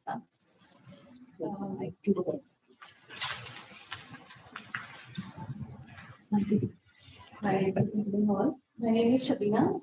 You'll have to hold it like a really close open. So my name is Shabina, and I'm a big fan of Asha. Thank you so much for inviting me. I think we are connected on LinkedIn, and I've been reading your posts. But there are times when you are on LinkedIn and you don't have enough time just scrolling. So I was just thinking that where can I find all your posts at one place and Thankfully, I got this book. So whatever you've written on Khaleej Times, in Khaleej Times, I have all these are compiled and I have this book now. I have read a lot many books by you. And I must say that I am a newbie writer. I've just written one book and I look for inspiration from you, writers like you. Thank you. So there was a time when, my husband and I, we were discussing that should we order Khaleej Times or he's, because of the size, Gulf News has a little concise, very precise size. So he was saying that, okay, now we can buy Gulf News. And I said, no, we will Khaleej Times. And he asked me the reason, what was the reason? And I told him that, it's because you were writing in it. Oh my God. Thank you very much. When you invited me to the event, I thought I must go. I'm not going anywhere because I have a 4-month-old child now. Wow. I just gave birth, but this was the event that I didn't want to miss. So I told my husband that no, I have to go to this event. And I'm so glad that whatever your writings are depicting about emotions, I think I've met you for the first time, and I can see that reflecting in your tone, in your voice. I'm so glad. I think you can coach people for emotional intelligence as well. Recently, very recently, I've been facing this. One of my cousins, she delivered a stillborn child, and we didn't know how to soothe her. But now, as you said, that the pain that every person experiences, that pain is theirs, and we cannot do anything, just to empathize with them. And something which I've written about in my book, that's also a memoir, and I didn't feel that, as you said, that you never thought that you're going to write a memoir. Similarly, when I was writing, I didn't feel that I'm going to write a memoir. In fact, I was just writing the blog post about motherhood, and my book is about the gray side of motherhood. So yes, I feel that writing heals you. It does heal. So I have a question for you. I want others to speak as well, but yeah, I have a question for you. In fact, 2 questions. So when I was writing my book, I needed that kind of solace. And when kids are jumping all over my, they're bringing down the roof, I cannot write that time. So I found that I could only write at night when my kids had slept and there was silence in the house only that time. And it really took a toll on my head. I've just written one book, that's a memoir. And because I was writing at night, and I was spending those sleepless nights when I was writing my book. And since it is about motherhood, and the book also took me 9 months to write. So I call it that it's my another child. So do you also require that kind of silence to write, or how do you write? Because you've written 8 books and they are inspirational. My writing time is usually late night. Okay, I'm a late sleeper, and that's the time when I write too. But let me promise you one thing, it's not going to serve your health at all.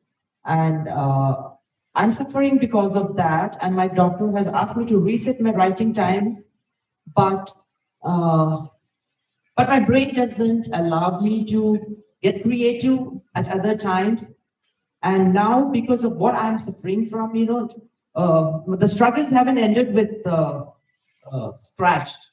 I continue to have different kinds of other struggles now, but then I'm telling you, please reset your brain to start writing at times which will allow your body rest. Very, very important. I think, I ignored it big time. Even now, my doctor advises me to go off screen at 9 o'clock. And I find it very, very difficult to do because it's only after 9 that my brain starts working. So how do I figure it out? So I'm struggling with it, and I don't want you to struggle with it. So please find some pockets of time during your day when you can really sit down and start writing if you have not already, because you are only starting out. It's, if you still have time to reaching your brain for that. Thank you. Thank you. Yes, I had a question. First of all, congratulations, Asha, on your book. I read it from the beginning to the end. And the one word that keeps coming back to my mind is courage. Courage to be vulnerable. Courage to write in a raw manner about your relationships with those very close to you. And I don't know about others, but I definitely find it very difficult to speak so candidly about it. So my question to you, where do you find the courage to write? Because every paragraph in the book is, as I was reading, I was asking myself, would I have the courage to write this? And I probably wouldn't. So my question, where does one find the courage to write so candidly, so honestly, so openly about some emotions that most of us do not know? Thank you for your lovely, lovely question. It's very layered, actually. Let me tell you, where does the writing come from is the first question that I have to answer. If the writing comes from the instruction to write, I always call it the instruction to write. If it comes from deep within you, then you find the courage because you find a reason for it to write. Do you understand? These days, when writing has just become content for LinkedIn or content for a client, and when it's driven by professional requirement to meet deadlines, those kind of writings will not need the kind of courage that you are asking for. But this kind of writing will find its courage when you know the need is something more from the core than anything on the surface. So that's probably why it was required. It was demanded of me that I say this story for my own healing and for me to sort the fog that was in my head that I had carried for a long time, and for me to put certain things at rest. So I had to write it. Where did that courage come from? I trust the universe always is by your side when you want to do it, It does, it does. Thank you very much. Anyone else have any questions? We will come to you.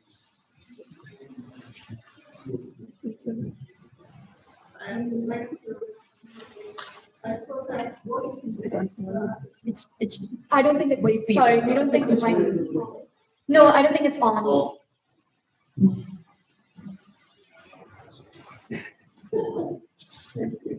I just want to say thank you for a wonderful evening. And I want to know what is next for Asha Kumar. Sorry? What is next?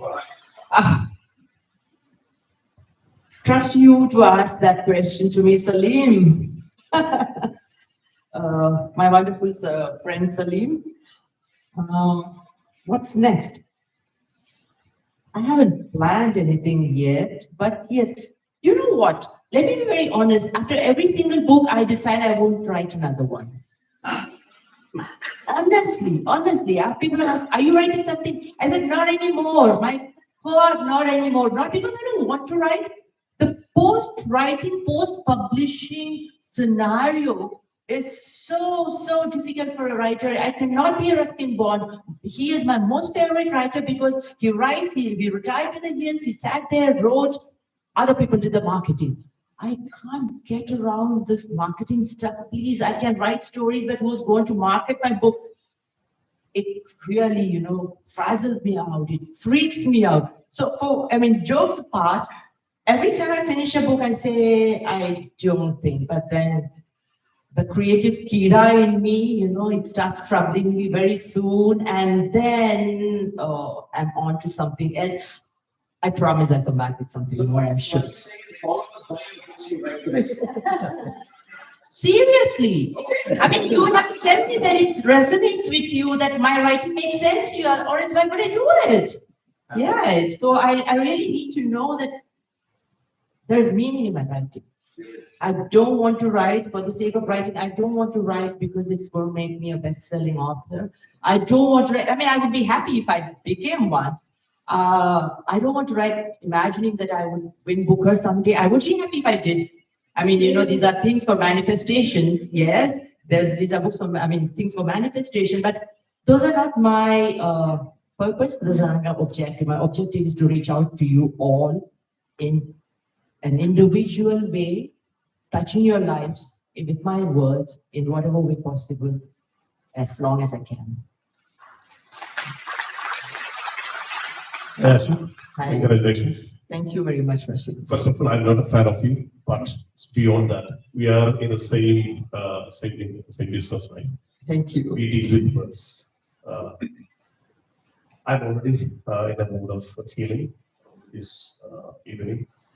I just want to check with you what form of writing or what genre is that is healing you when it comes to words which are healing you, whether it is fiction or non-fiction or poems or journalistic writing. What form of writing is healing you, or is it the words from the word master at home, Mr. Vicky? Bring him in here. Okay, let me give him enough credit for letting me be the writer that I want to and allowing me to do all that I have wanted to in my life. VK the man, you will find him in the book too. So there's one particular genre that I would resort to heal. If healing is the question, Rashid, then there's no one particular genre. It's about how words find meaning and how words shape into stories. And what stories do I want to write doesn't come from an idea. It comes from an emotion. My stories start from an emotion. That is the seminal point.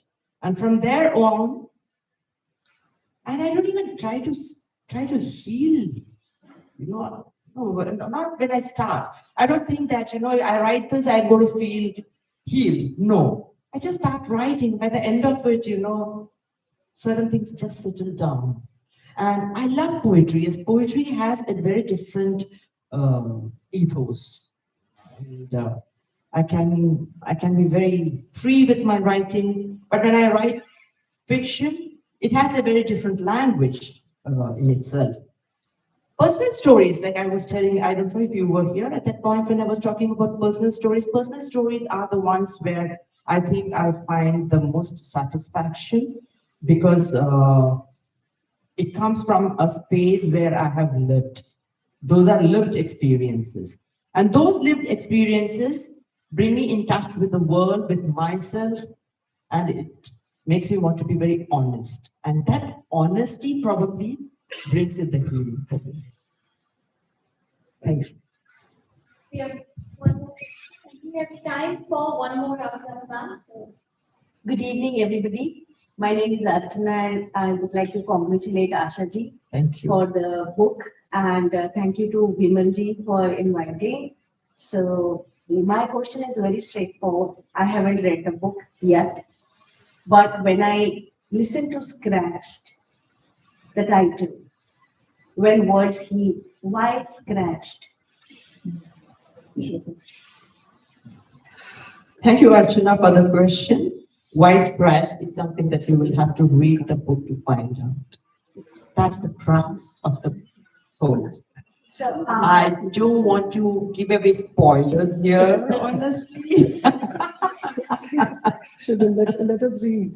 Yes, I want you to read the book to reach the point where you understand what it is. thanks. I'm really sorry to disappoint you, but then that would be a, disappointed. yes, and that would be a huge spoiler, Since actually. it's a memoir is. and in a poetic form, so I wanted to know why scratch, but when words are healing, why not something else? Yeah. From You that will I- figure it out. Certainly. That is the, beauty of literature. Yeah.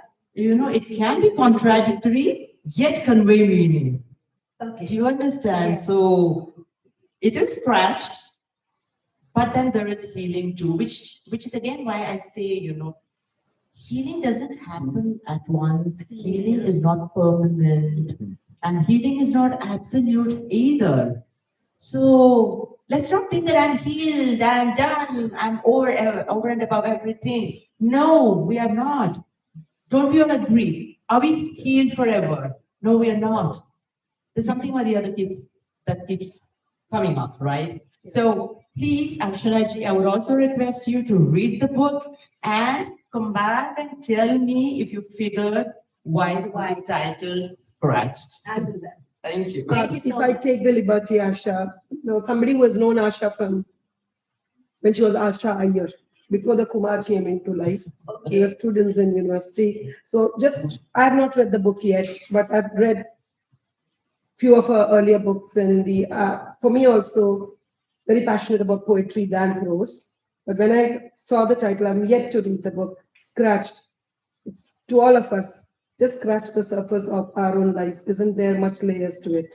Each one of us hurt and heal. As you rightly said, there is troughs and crests in our life, and we ride it mostly alone, never together. You might have a partner or a spouse or children, but when it comes to emotions, not necessarily grief, any emotion, most of it, if you are in touch with your emotions in the honest manner that you so lucidly put there, I think scratch does connect. And I must compliment the cover. Very powerful. Thank you very much. It is very powerful. I spent 3 days trying to very design powerful. this. It's very raw, and it takes absolute courage to put yourself out there, knowing a little bit more about you, and that longing room. I have no questions. I'm just going to enjoy what you've written and see how it connects to you. Thank you. Thank you for your reflections. They were also very, the way you said that, we are in it alone. We are used to hearing we are in this together, but then when you said we are in this alone, yes, that hit hard. Thank you for bringing that point. Yes. Sure. Hi. It's so good to see you here today. I think we go back already. Sorry. Excuse my voice today. We've gone a very long way back. We've known each other from school. And she used to write from those days, but of course the style of writing was so different from there. And she evolved with her first book to what she's written today. And it takes a lot of courage. And I think most of the questions were already asked and answered by her son. Go to the same thing again. So we really wish you continue to write. And this title really caught me. I knew what you were going through, even though we didn't stay in touch as much as we'd like to, because we didn't want to intrude into your private space, because I know exactly how it feels when you're going through a trauma. I know it's very difficult. So it's like, thanks to God, thanks to women for all the support, and you're back, and we're waiting for this day for you to come back. Thank you. Thank you. Thank you. I mean, the immense support that I have received from people around me has seen me emerge out of whatever I have been going through, and the book has been, receiving responses of the kind I never imagined at the time of writing it. And this is one book which I wanted to buy some availability here for about a week last month. I made sure I could put Amazon, I could make it there, and it's the one must be used. Thank you so much. Thank you so much. Thank you. Hi, I'm Shambhavi. Good evening. Good evening. Full disclosure, I haven't read a single book of yours. I'm going to ask you one of those uncomfortable questions. Are any of your books going to be on OTT anytime soon? Would you like to Maybe you're scratching the surface. Yes, I mean, you are making me think in a very different way now. I don't mind doing it if somebody is there to put in the money for it. Shami, let's you. Why don't you see a gift for me? So a gift for me, and then let's make a movie. Thank you very much. My question was actually, would you write the script then for that? If scratch, like somebody said, scratch. See, it's always been on my mind. If not for a full-length movie, to have short films based on my short stories. Many of my short stories have resonated very, very deeply with a lot of my readers, and it's always been my dream to at least make short movies or short films. Inshallah, let's see if it happens someday. Yeah, may your words come true. Thank you very much. Thank you very much, Shambhavi. Wonderful. We have one last question and then we'll move on to our musical meditation before we go into the book signing. Asha, congratulations, you have come back, and we all wish you all the best. Thank you, Chandani. We were together as school friends, and I know Asha the Warrior when she was a student, and the lesser known side of her, a great cricket fan she was, and she was a writer at that time as well, and a good motivator. But your books of late has become more emotional. So was it at a particular point that you felt like that, or over a period of changes in life that you have changed over your way of writing? Like the way I know as my friend in school days. We grow up, don't we, Chandani? We all grow up and we evolve. We learn things from life, and we understand ourselves better as we grow up and become adults. As we move into our middle age, we look at life in a very different way. And why did my writings turn more emotional? I told you, I think, my writing starts with an emotion because I am an emotional person, and I have started understanding or learning that to know our emotion is the most important thing for us. Often we don't understand what we are going through. Have we been able to name what I'm feeling at any point in time? It's just that I feel frustrated, I feel this, what exactly are we feeling? Have we paused to think? So emotions are very important for me to know, understand, name, and then deal with it.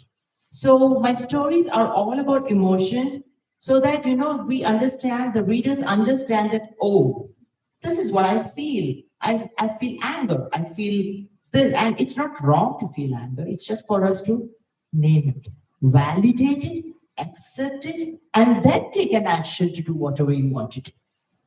Let's not turn away from being emotional. So emotions are important for us. To be emotional is not weakness. So probably that's why this realization is what makes my writings more emotional than what it used to be at a point in time that you knew me as a writer back in school or college. Thank you all so much. Sure.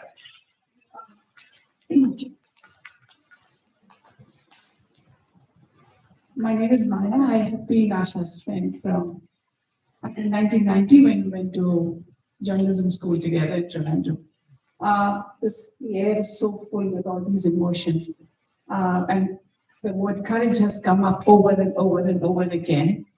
I must tell you that those of you know Asha from school, I know her from college, she's been very courageous. And on a very lighter note, not trying to dissipate the seriousness of the book that she has written, which is very personal and very touching. I have hands up, I have not read the book. Somebody did tell me that I'm featured in the book, so now I'm very intrigued to read the book. It's back in India, like somebody said, take on an express delivery and so going back to courage, she's always been courageous because when we were in college and she was a hostlight in YWCA, and I had a TDS 50. So she told me, listen, I don't want to go in that bus. Will you come and pick me up? I said, yeah, sure, I can. And for her to have sat at the back of a TDS 50 in 1990, and we zipped across from Trivandrum City to the University of Kerala, 18 kilometers away, that is courage. Keep going. With me, had a learner's license, I still don't have a two-wheeler license. Thank you very much. Enjoyed those days very much.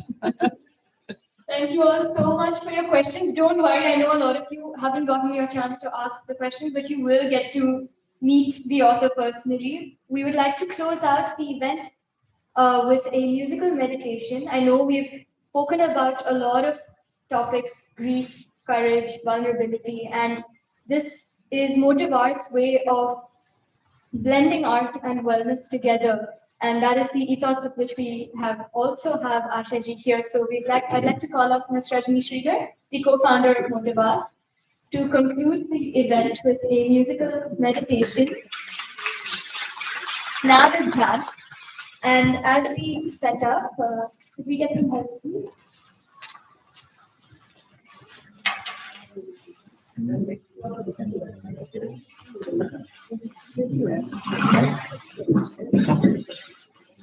So, where is the guy? To the light of name? Green figure.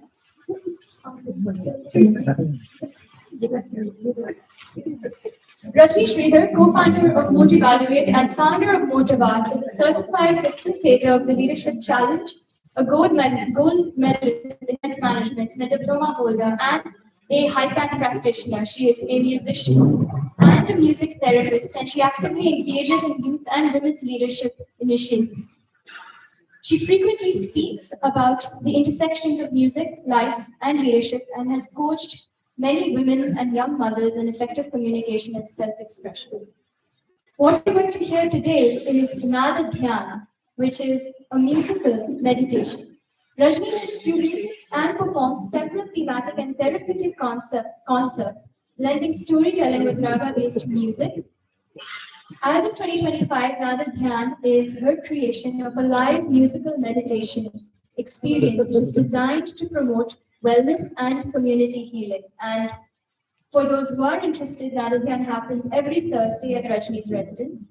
Today, I think the intent, Ms. Rajni will explain, is to reflect and pause, which was also a beautiful intersection of the intent with which Scratched was written.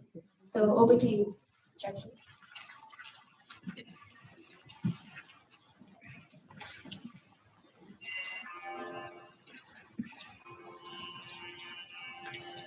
Could I also request that the lights be dim for this, please? Okay. Namaste. Can you all hear me? Is it better now? Is this better? Yes. May I request all of you to switch off your mobile phones or completely put them on silent, please.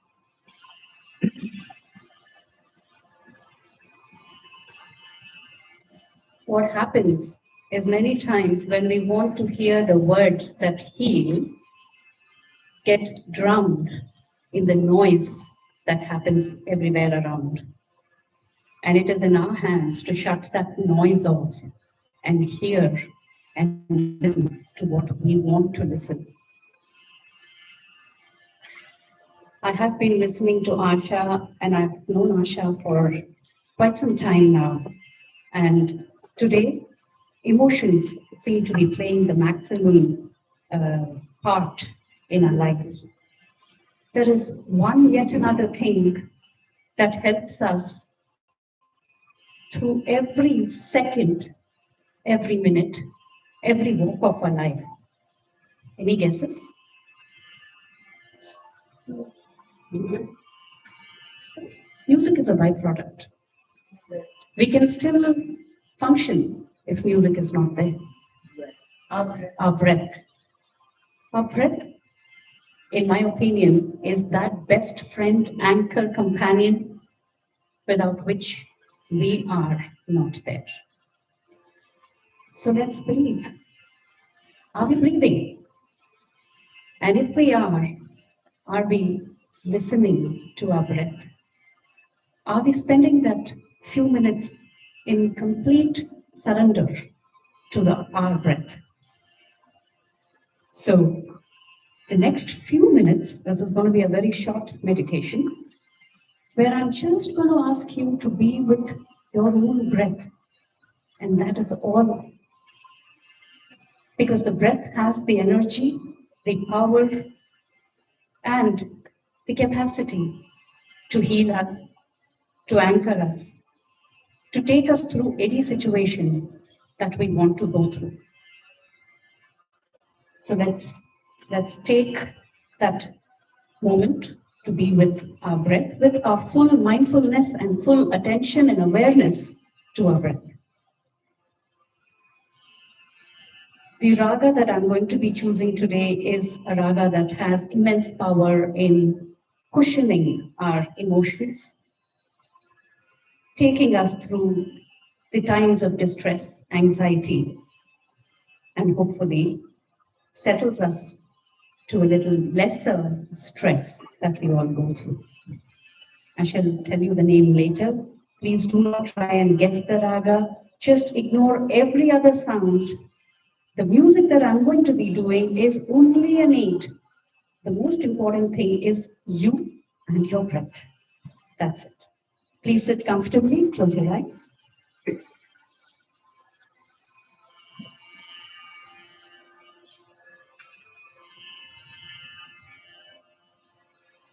Be with your normal breath.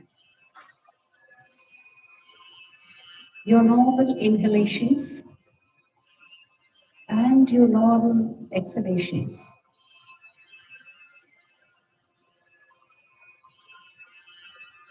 Let your thoughts come and let your thoughts go. Do not chase your thoughts.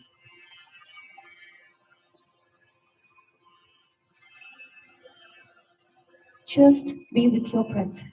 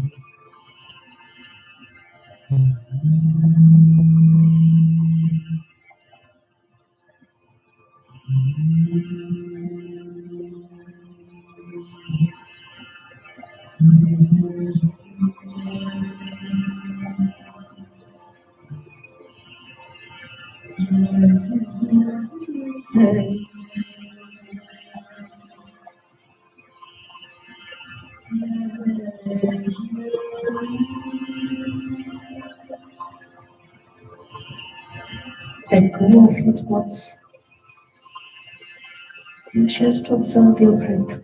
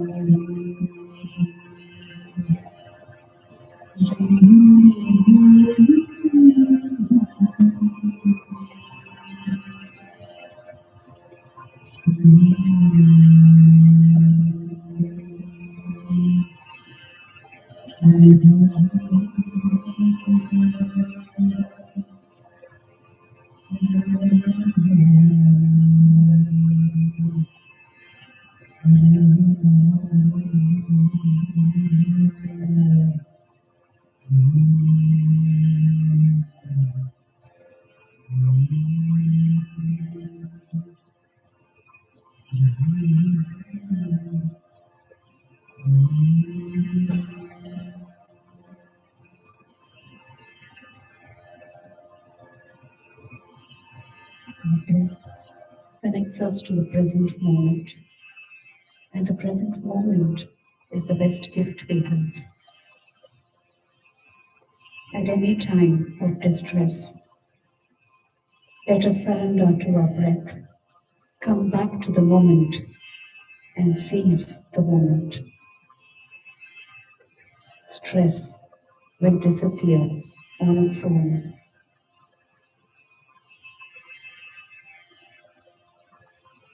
It's a practice, conscious effort that can take us deeper and help us connect to our own self. With that utmost gratitude to our breath, the powerhouse of healing. Whenever you're ready, rub your palms, place them on your eyes and gently open.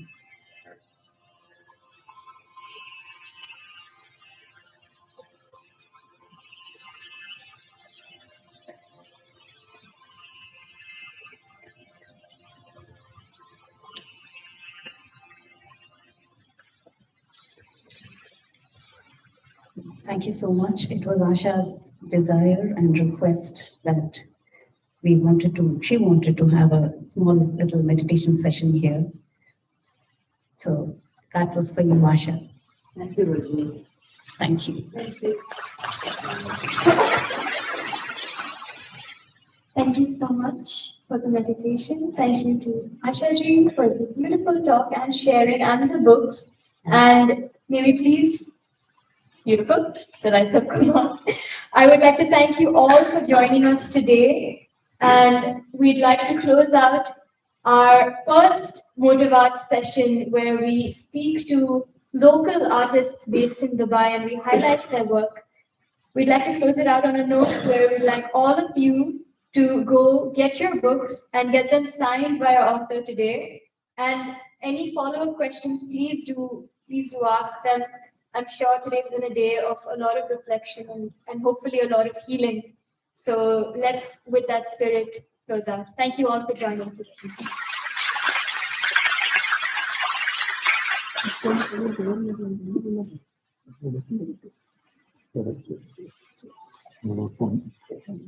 Thank you, Swara. You're such a gracious person. Just to reiterate the books, you can, if you would like to purchase them, there is a QR code and there are also credit card facilities. So please feel free. Any payment method is possible.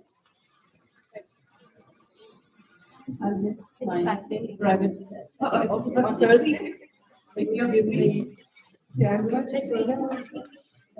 Can you take a picture of me, please? Sorry. Kind of long. Should I? Yeah.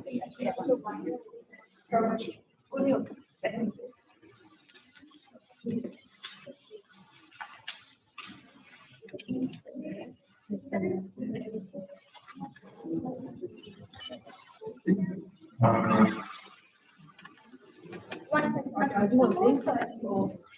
Yeah. Yeah. Obviously, the backdrop is the right one.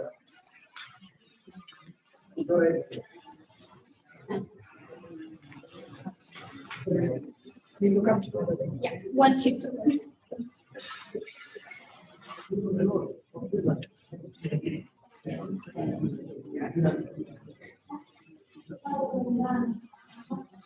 So can we just? Asha? Sure.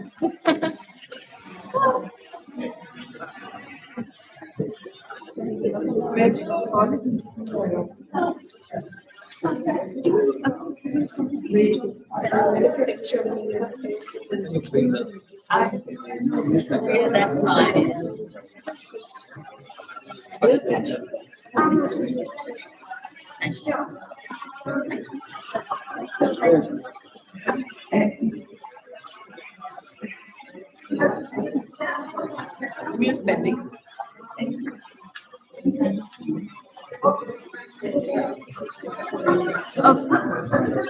Just one minute. Sorry, could you ask someone to come and help us with the pictures? If there is anyone else, or I'll stop. Should I stand? All right. Yeah.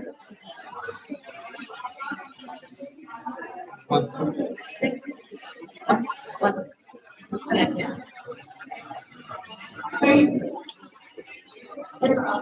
Thank you. Yeah.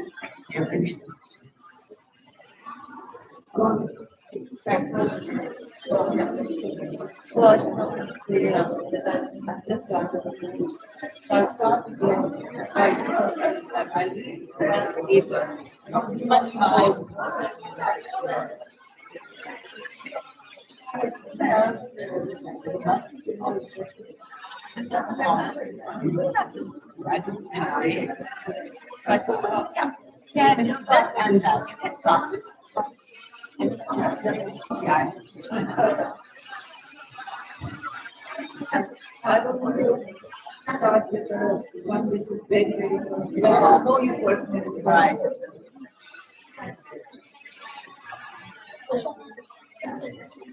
Oh, thank you very much. I will go to yeah, but can I get a picture of my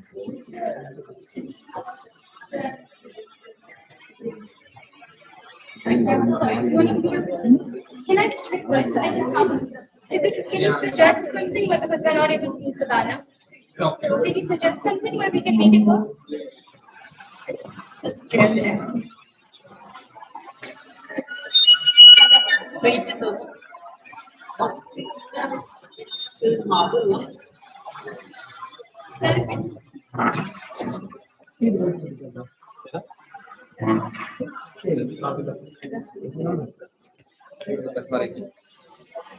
I know how very difficult it is. Thank you very much. Thank you very much.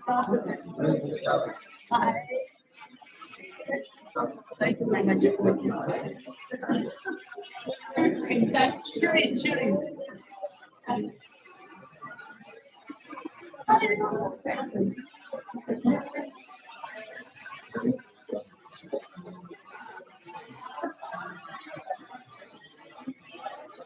On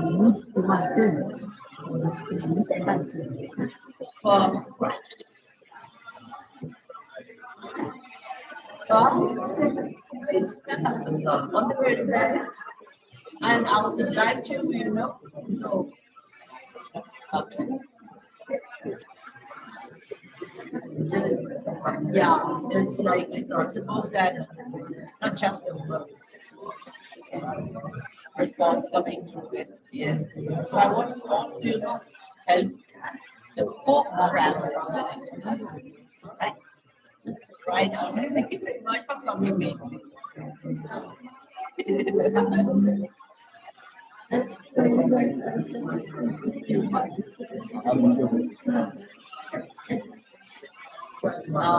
The battery will. Put on it.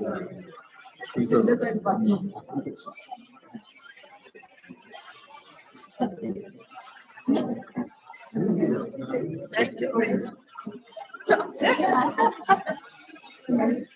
Oh, pasta. Not a pasta. Okay, right.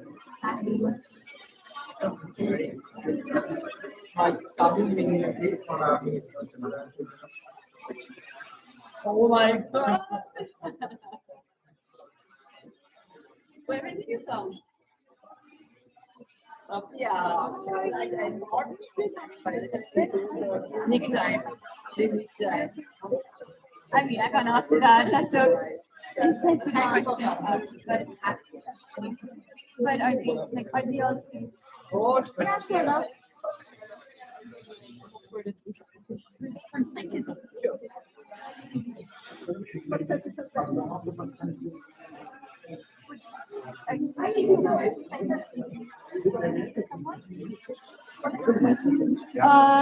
There on my chair. So happy to see, social media. Ladies and gentlemen, a quick announcement. Snacks do not have some snacks. Thank you.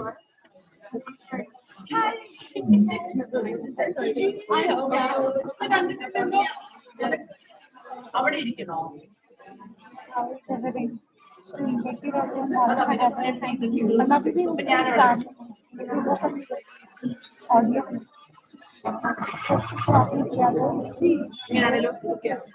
I can't share the full audio. What I can do is I can share a bit video because I'm under contract by music company. And I can't share. But I can definitely share video multiple. So otherwise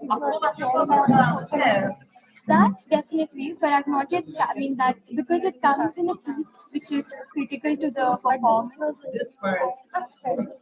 ऐसा तुमने जाना ऐसा मैंने लिखा था ना ऐसे तुमने मतलब उसको 100 times आप कर दो एक एक चीज में सारी चीज choreography and everything तो execute करना भी तो एक चीज है ना and there are so many students executing कैसे होता है कैसे आपको connect करा पाते very quickly everyone writing in line speech again Everyone may be. That's very good.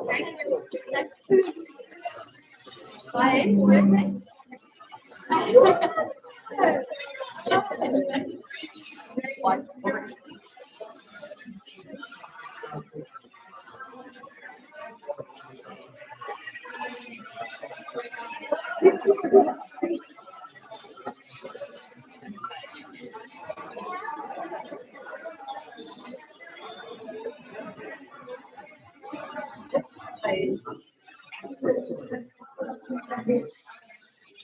Oh, where did I go? I think I took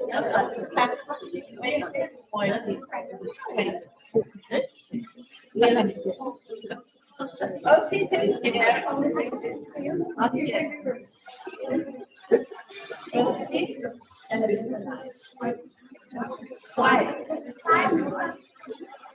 Wow. Nice. How have you been? Good? Okay, let's see you again. Say hi to your brother. Hi.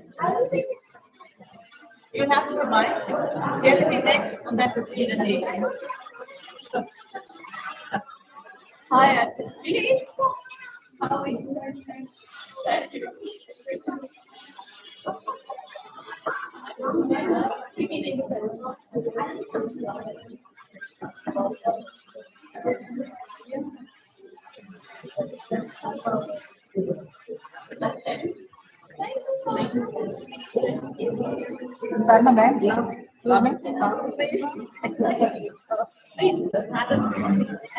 Did I let it go?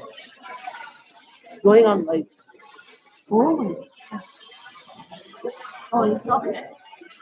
I didn't stop it because she's signing. Look. Ah, okay.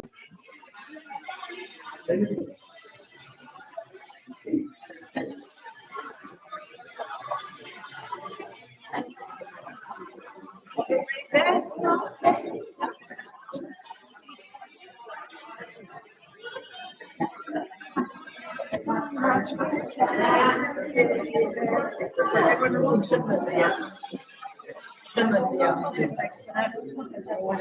Wait a minute. Wait a minute. I know I made it.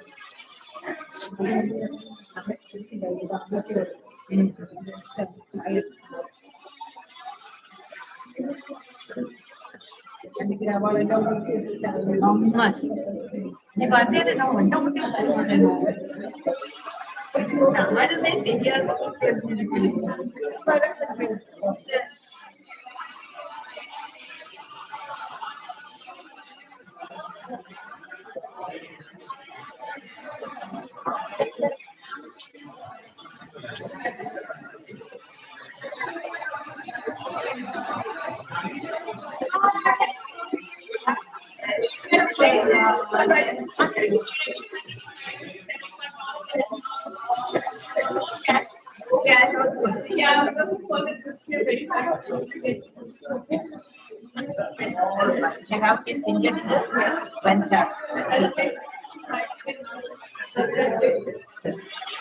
I would like to be read in the diplomat.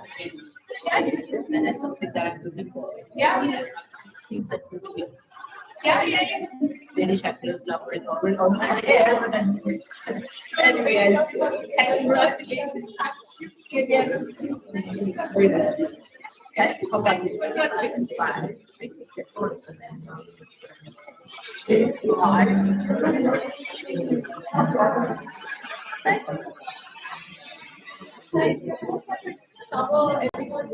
Connected thought.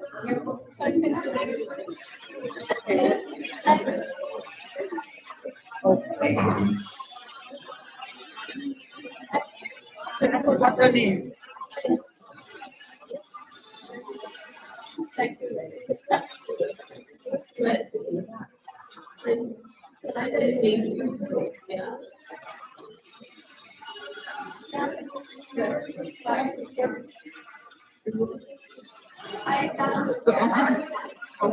They were my friends.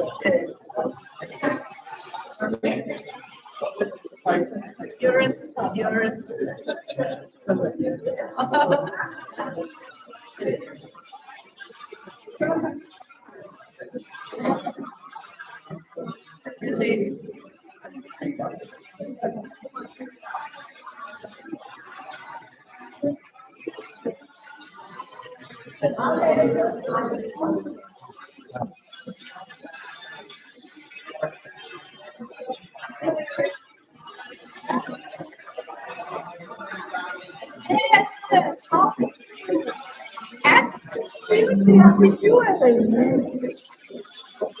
How was your family? I know. Where's your wife?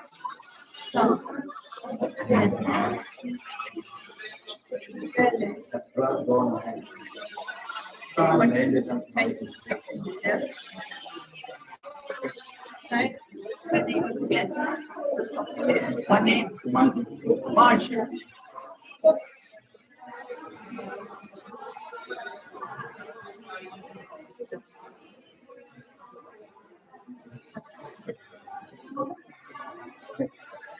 Thank you very much. All the very best. Stay in touch with me, Maldi. I will. You always see very high up.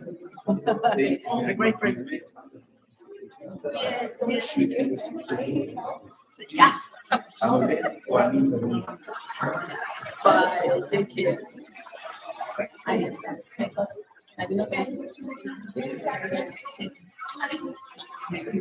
Thank you for coming. I really would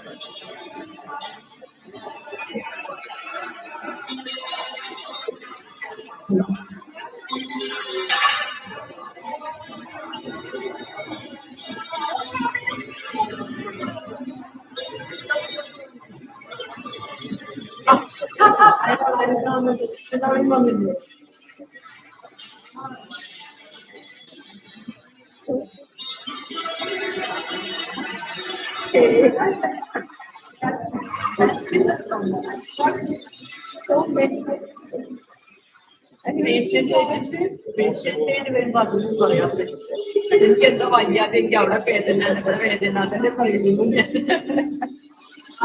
Thank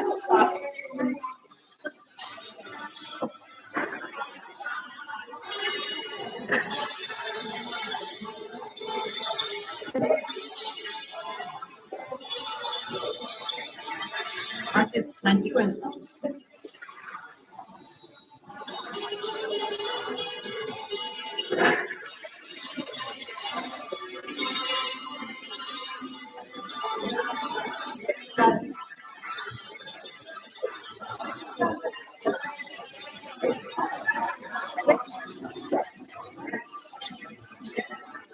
Thank you, Doctor. Yes, it was. Okay, it's a body. You know, and they can understand the outcome.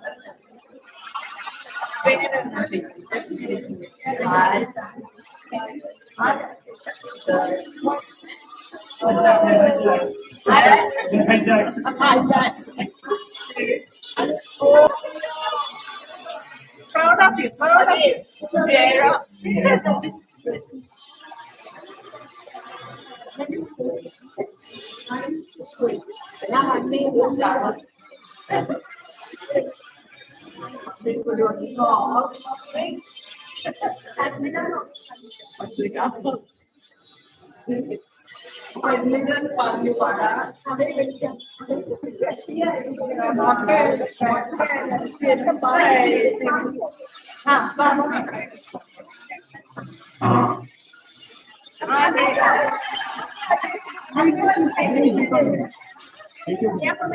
I know, I told you.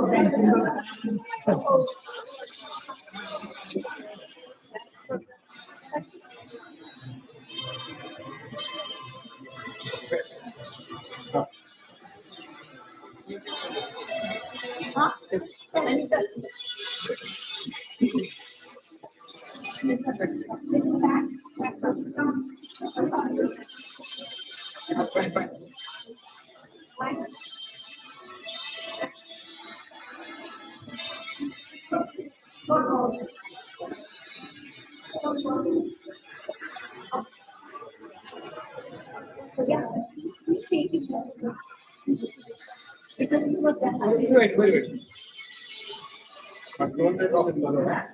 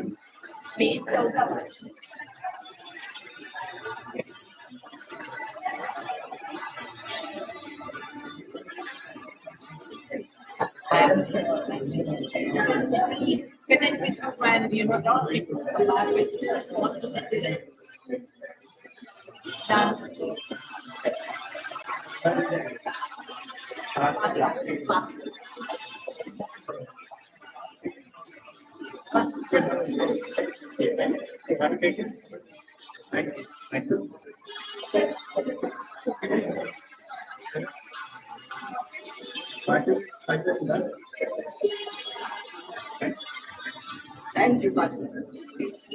Sorry, Captain. Can I ask you?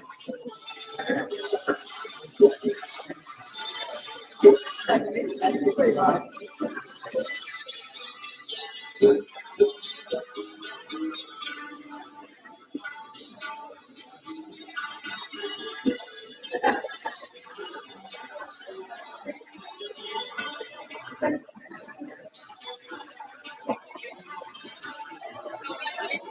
Next, I have to. Oh, yes, I will. Right. Started, but I will rest today. That's my country. Yeah, all right. Let's get one of the checks. Sure. That is why I want to get.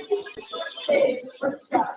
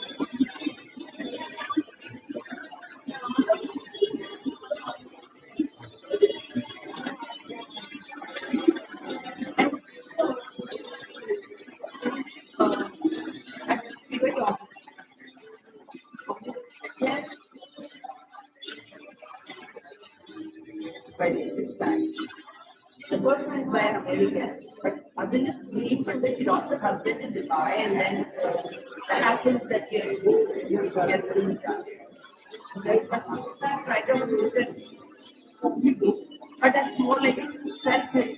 But at the intersection of grief, relationship, mental health, dental care, first story of because the book full and it is not actually given. We have done. You know, thank you very much. Thank you very much. Yes, Swarashri Shridhar.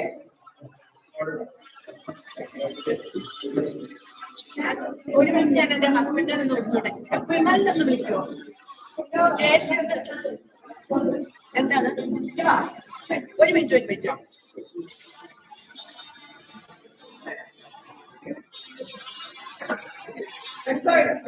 Vimal Kumar Vimal Kumar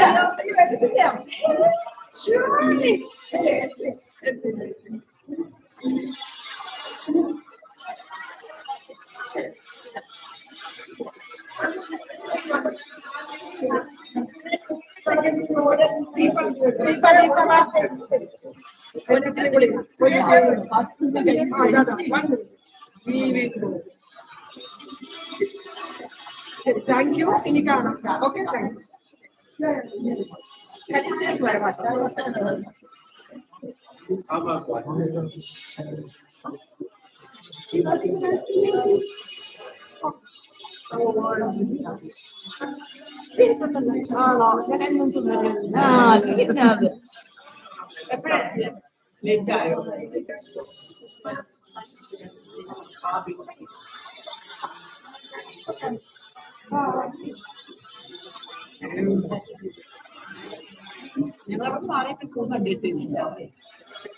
Read the book. Right.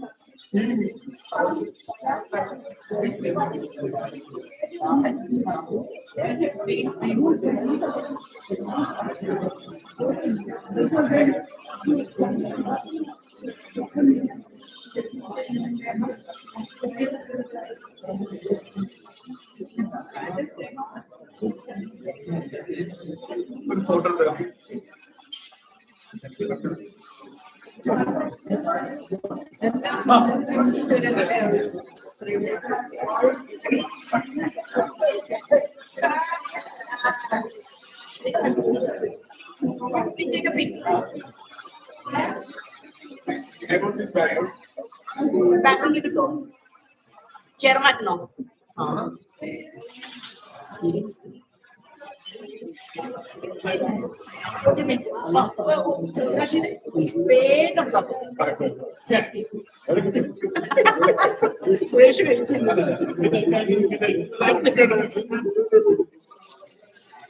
Dinesh will wait. Or I'll make you.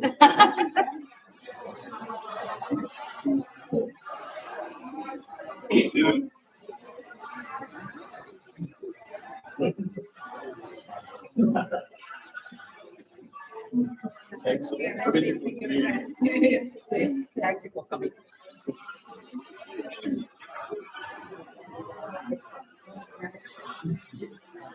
കാണുന്നില്ല പക്ഷെ കണ്ണിന്റെ ആവശ്യം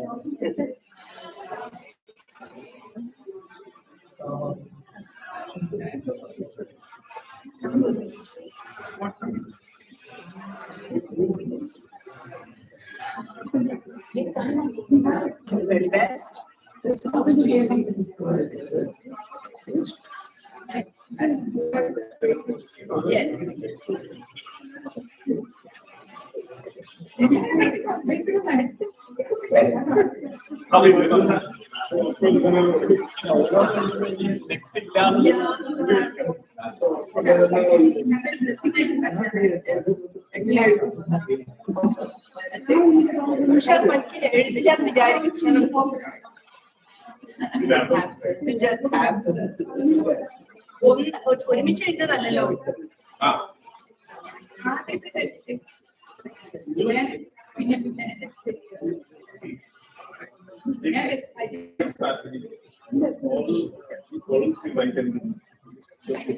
That is only one.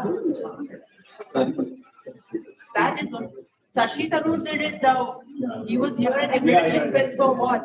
Our birds, what? Some birds. അത് മൊത്തം നമ്മള്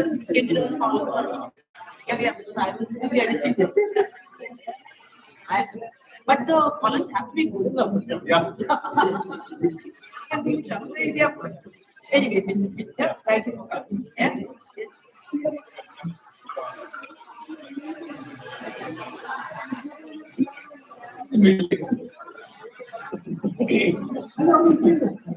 Thanks for that.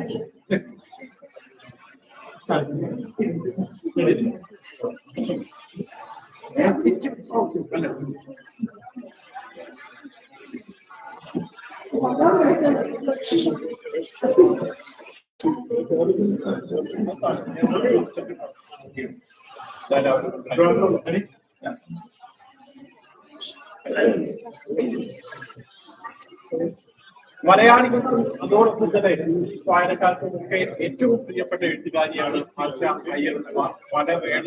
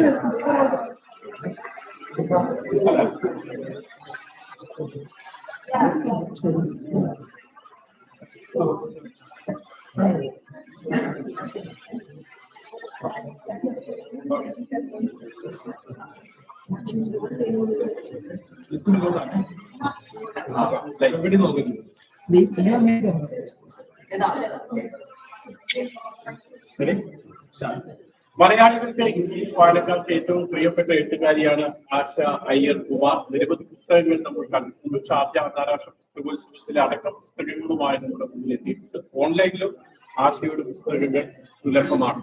ഏറ്റവും പുതിയ പുസ്തകം സ്ക്രാച്ച് 8ാമത്തെ പുസ്തകമായിട്ട് നമുക്ക് മുന്നിലെത്തുകയാണ്. പുസ്തകത്തെ കുറിച്ചും അതിന്റെ ഉള്ളടക്കത്തെ കുറിച്ചും ഒക്കെ ആശ തന്നെ സംസാരിക്കും. അതുപോലെ നല്ല ഒരു എഴുത്തുകാരി എന്നതിനപ്പുറം നമുക്കൊക്കെ ഇവിടെ നിൽക്കുന്നത് അപ്പോൾ ഈ സ്ക്രാച്ചിന്റെ എന്താണ്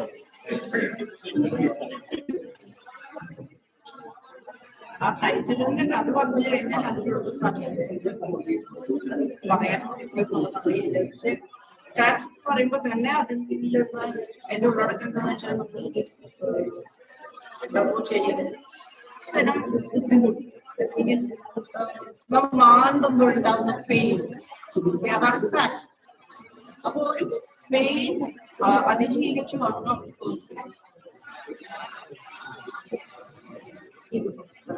ഒരു പെയിൻ അതിജീവിച്ചു വന്ന ഒരു പേഴ്സൺ എന്റെ ജീവിതത്തിന്റെ 7-8 വർഷത്തെ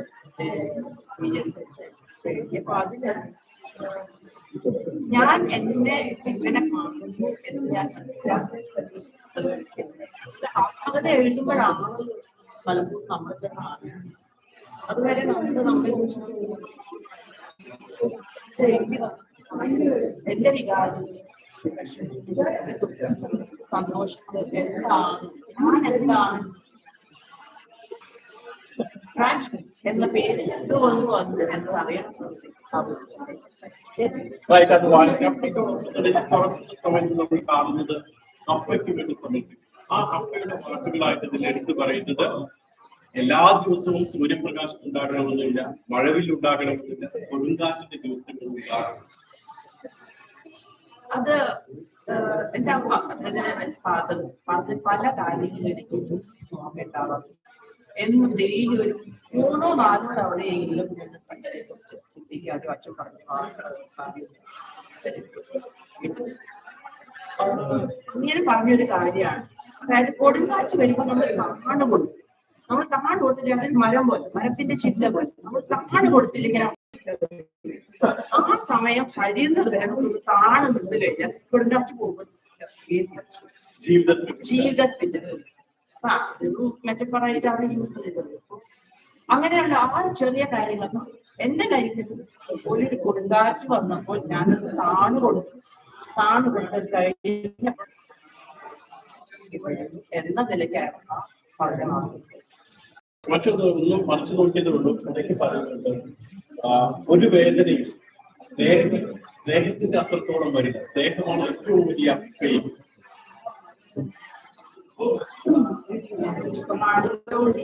നാടല്ലോ നമ്മൾ ഭയമുള്ളത്. അതെ, പക്ഷെ എന്ത് നിർബന്ധമെങ്കിലും സ്നേഹത്തോളം സ്നേഹമുണ്ട് അവിടെ. ആ പറയാം സ്നേഹമാണ് ഏറ്റവും വലിയ നമ്മുടെ രക്ഷ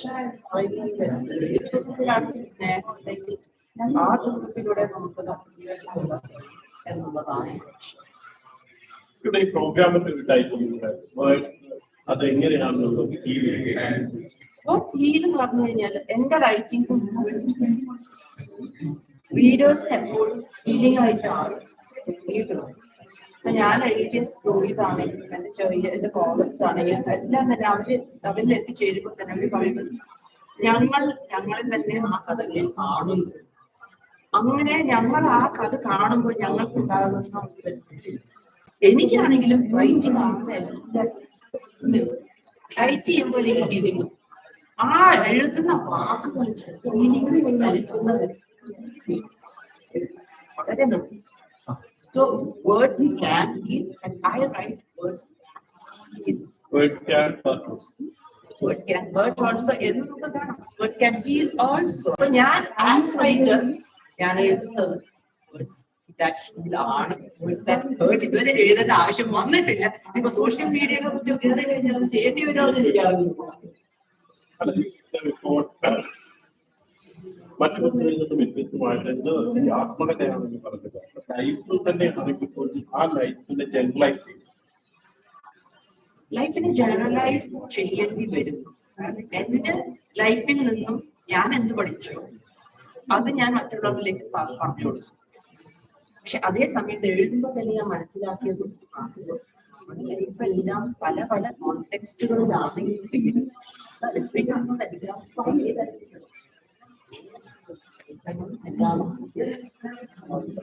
അതുകൊണ്ട്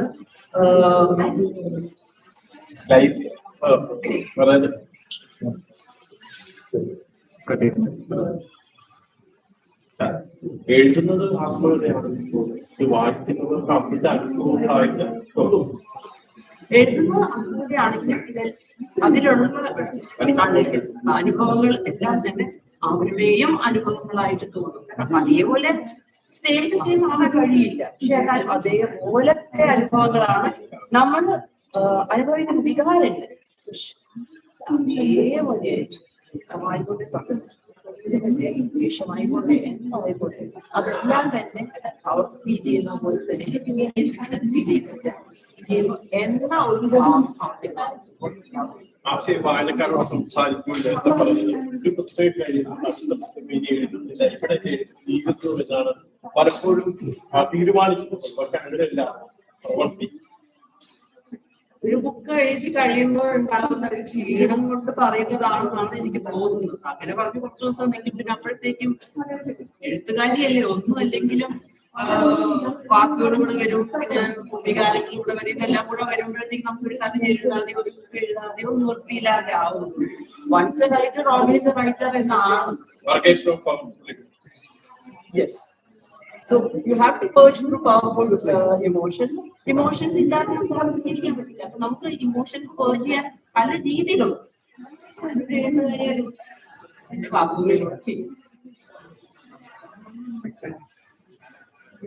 ഏതായാലും എട്ടാമത്തെ പുസ്തകം എത്തിയിരിക്കുന്നു. വായനക്കാരന് ബുക്ക് വാങ്ങിക്കുക, വായിക്കുക, ബുക്കിന് വേണ്ടിയല്ല, നിങ്ങൾക്ക് വേണ്ടി.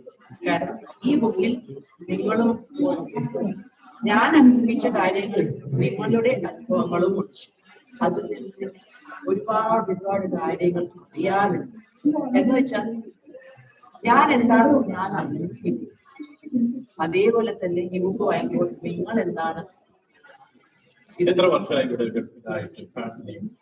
ഞാൻ ഗൾഫിൽ വന്നത് 98-ലാണ്. ആദ്യം വന്നത് മാസ്കറ്റിലേക്കായി. വരും ആദ്യം സ്റ്റേജിൽ മാറി അപ്പൊ മുതൽ ഇവിടുത്തെ ഞാനും എന്റെ ഹസ്ബൻഡ്. പുസ്തകത്തിന്റെ പ്രമോഷനും അതിന്റെ സ്പേഷ്യൽ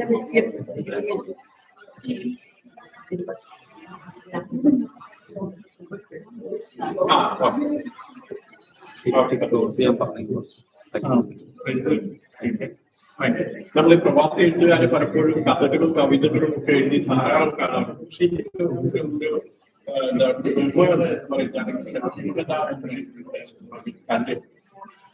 ഇല്ല, എന്റെ അറിവില് ഒരു ഇന്ത്യൻ എക്സ്പാറ്റ് ആദ്യത്തെ അത് തന്നെ ഇവിടെ ഉള്ളവർ ആരും വേറെ ആരെങ്കിലും എഴുതിയതായിട്ട് ഞാൻ അറിയുന്നില്ല. വേറെ ഉള്ളവരൊന്നും അമേരിക്കൻ എഴുതിയിട്ടുണ്ട്, പിന്നെ വേറെ ആണ്. പക്ഷെ ഒരു ഇന്ത്യൻ ആണെന്നുണ്ടെങ്കിൽ ഇത് ആദ്യത്തേതായിരിക്കും. അല്ല എന്നുണ്ടെങ്കിൽ തന്നെ രണ്ടാമത് എന്തായാലും വലിയ സന്തോഷം. ഈ പറയുന്നത് പോലെ പുസ്തകത്തിന്റെ നമ്മൾ എന്തായാലും വലിയ സന്തോഷം. ഈ പുസ്തകത്തിന്റെ ടൈറ്റിൽ പോലെ തന്നെയാണ്. നമുക്കൊക്കെ ഈ പറയുന്നത് പോലെ അവിടെയും ഇവിടെയൊക്കെ ചൊറിയാൻ കഴിയുമ്പോൾ ചില സുഖം ഉണ്ടാകും. പക്ഷെ ആ തിരിച്ചലിലാണ് പലപ്പോഴും നമ്മൾ യഥാർത്ഥ തിരിച്ചറിയുന്നത്.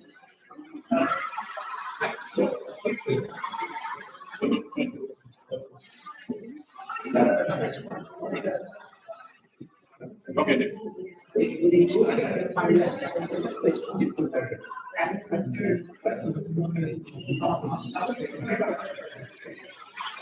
ഞാൻ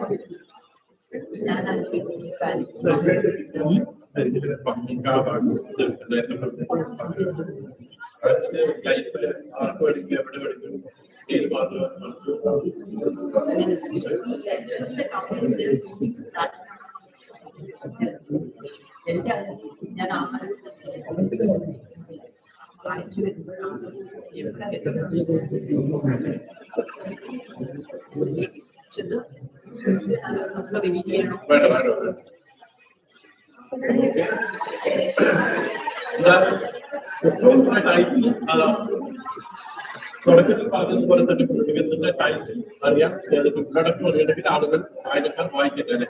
അതെ, അത് തന്നെയാണ് ഞാൻ പറഞ്ഞത്. ഈ ടൈറ്റിലും ഈ കവറും ഇതിൽ എന്താണ് ഉള്ളത് എന്നുള്ളത് ബുക്ക് വായിക്കുമ്പോൾ അറിയുക മാത്രമല്ല, അതിന്റെ പ്രസക്തി എന്താണെന്ന് പോലും നിങ്ങൾ അറിയും. അത് നിങ്ങളുടെ ജീവിതത്തിലും അത് എന്തുമാത്രം നിങ്ങളെ എഫക്ട് ചെയ്യുന്നു എന്നുള്ളതും അറിയാൻ വായിക്കുക.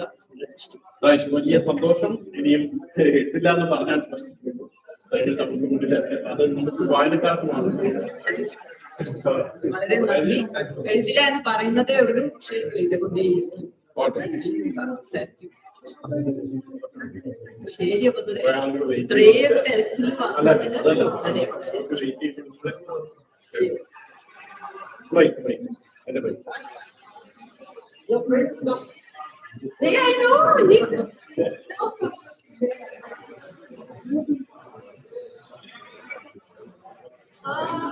In the San Forest, yeah, but I'm just simply you.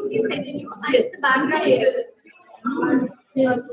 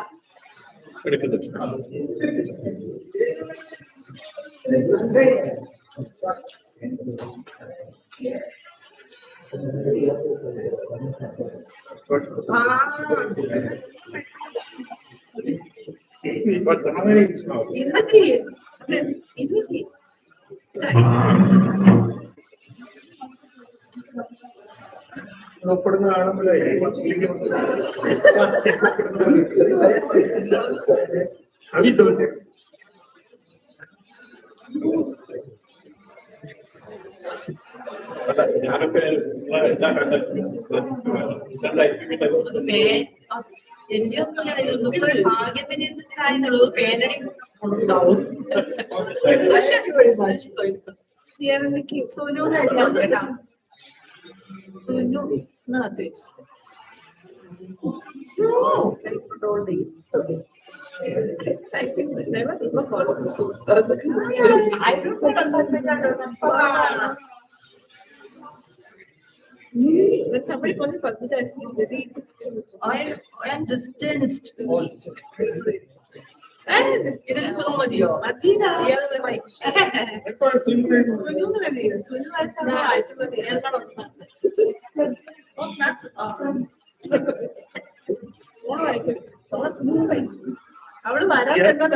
We are in an age where we need to dissolve our identity. I'll come to you on that some other day.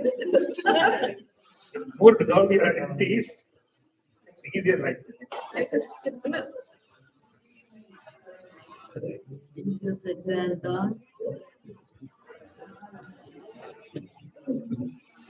Random thoughts like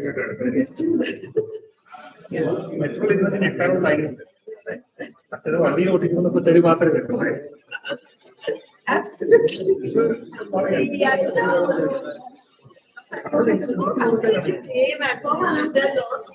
Yes, I am coming to Sharjah and I had 3 people telling me we had You for at least to book lunch, okay? Let's meet up, let's plan. What's going on? Yeah. so we had a Coffee. Well, I will finish it. You have taken one. Very nice. Fast, I want it. Oh. Go on. That's all I've come to you. Yes. Which I'm for you. Yeah. Sridhar, could you just take a picture for us? Oh, sorry. Sorry. Conveying the message. I was trying to get a word sideways.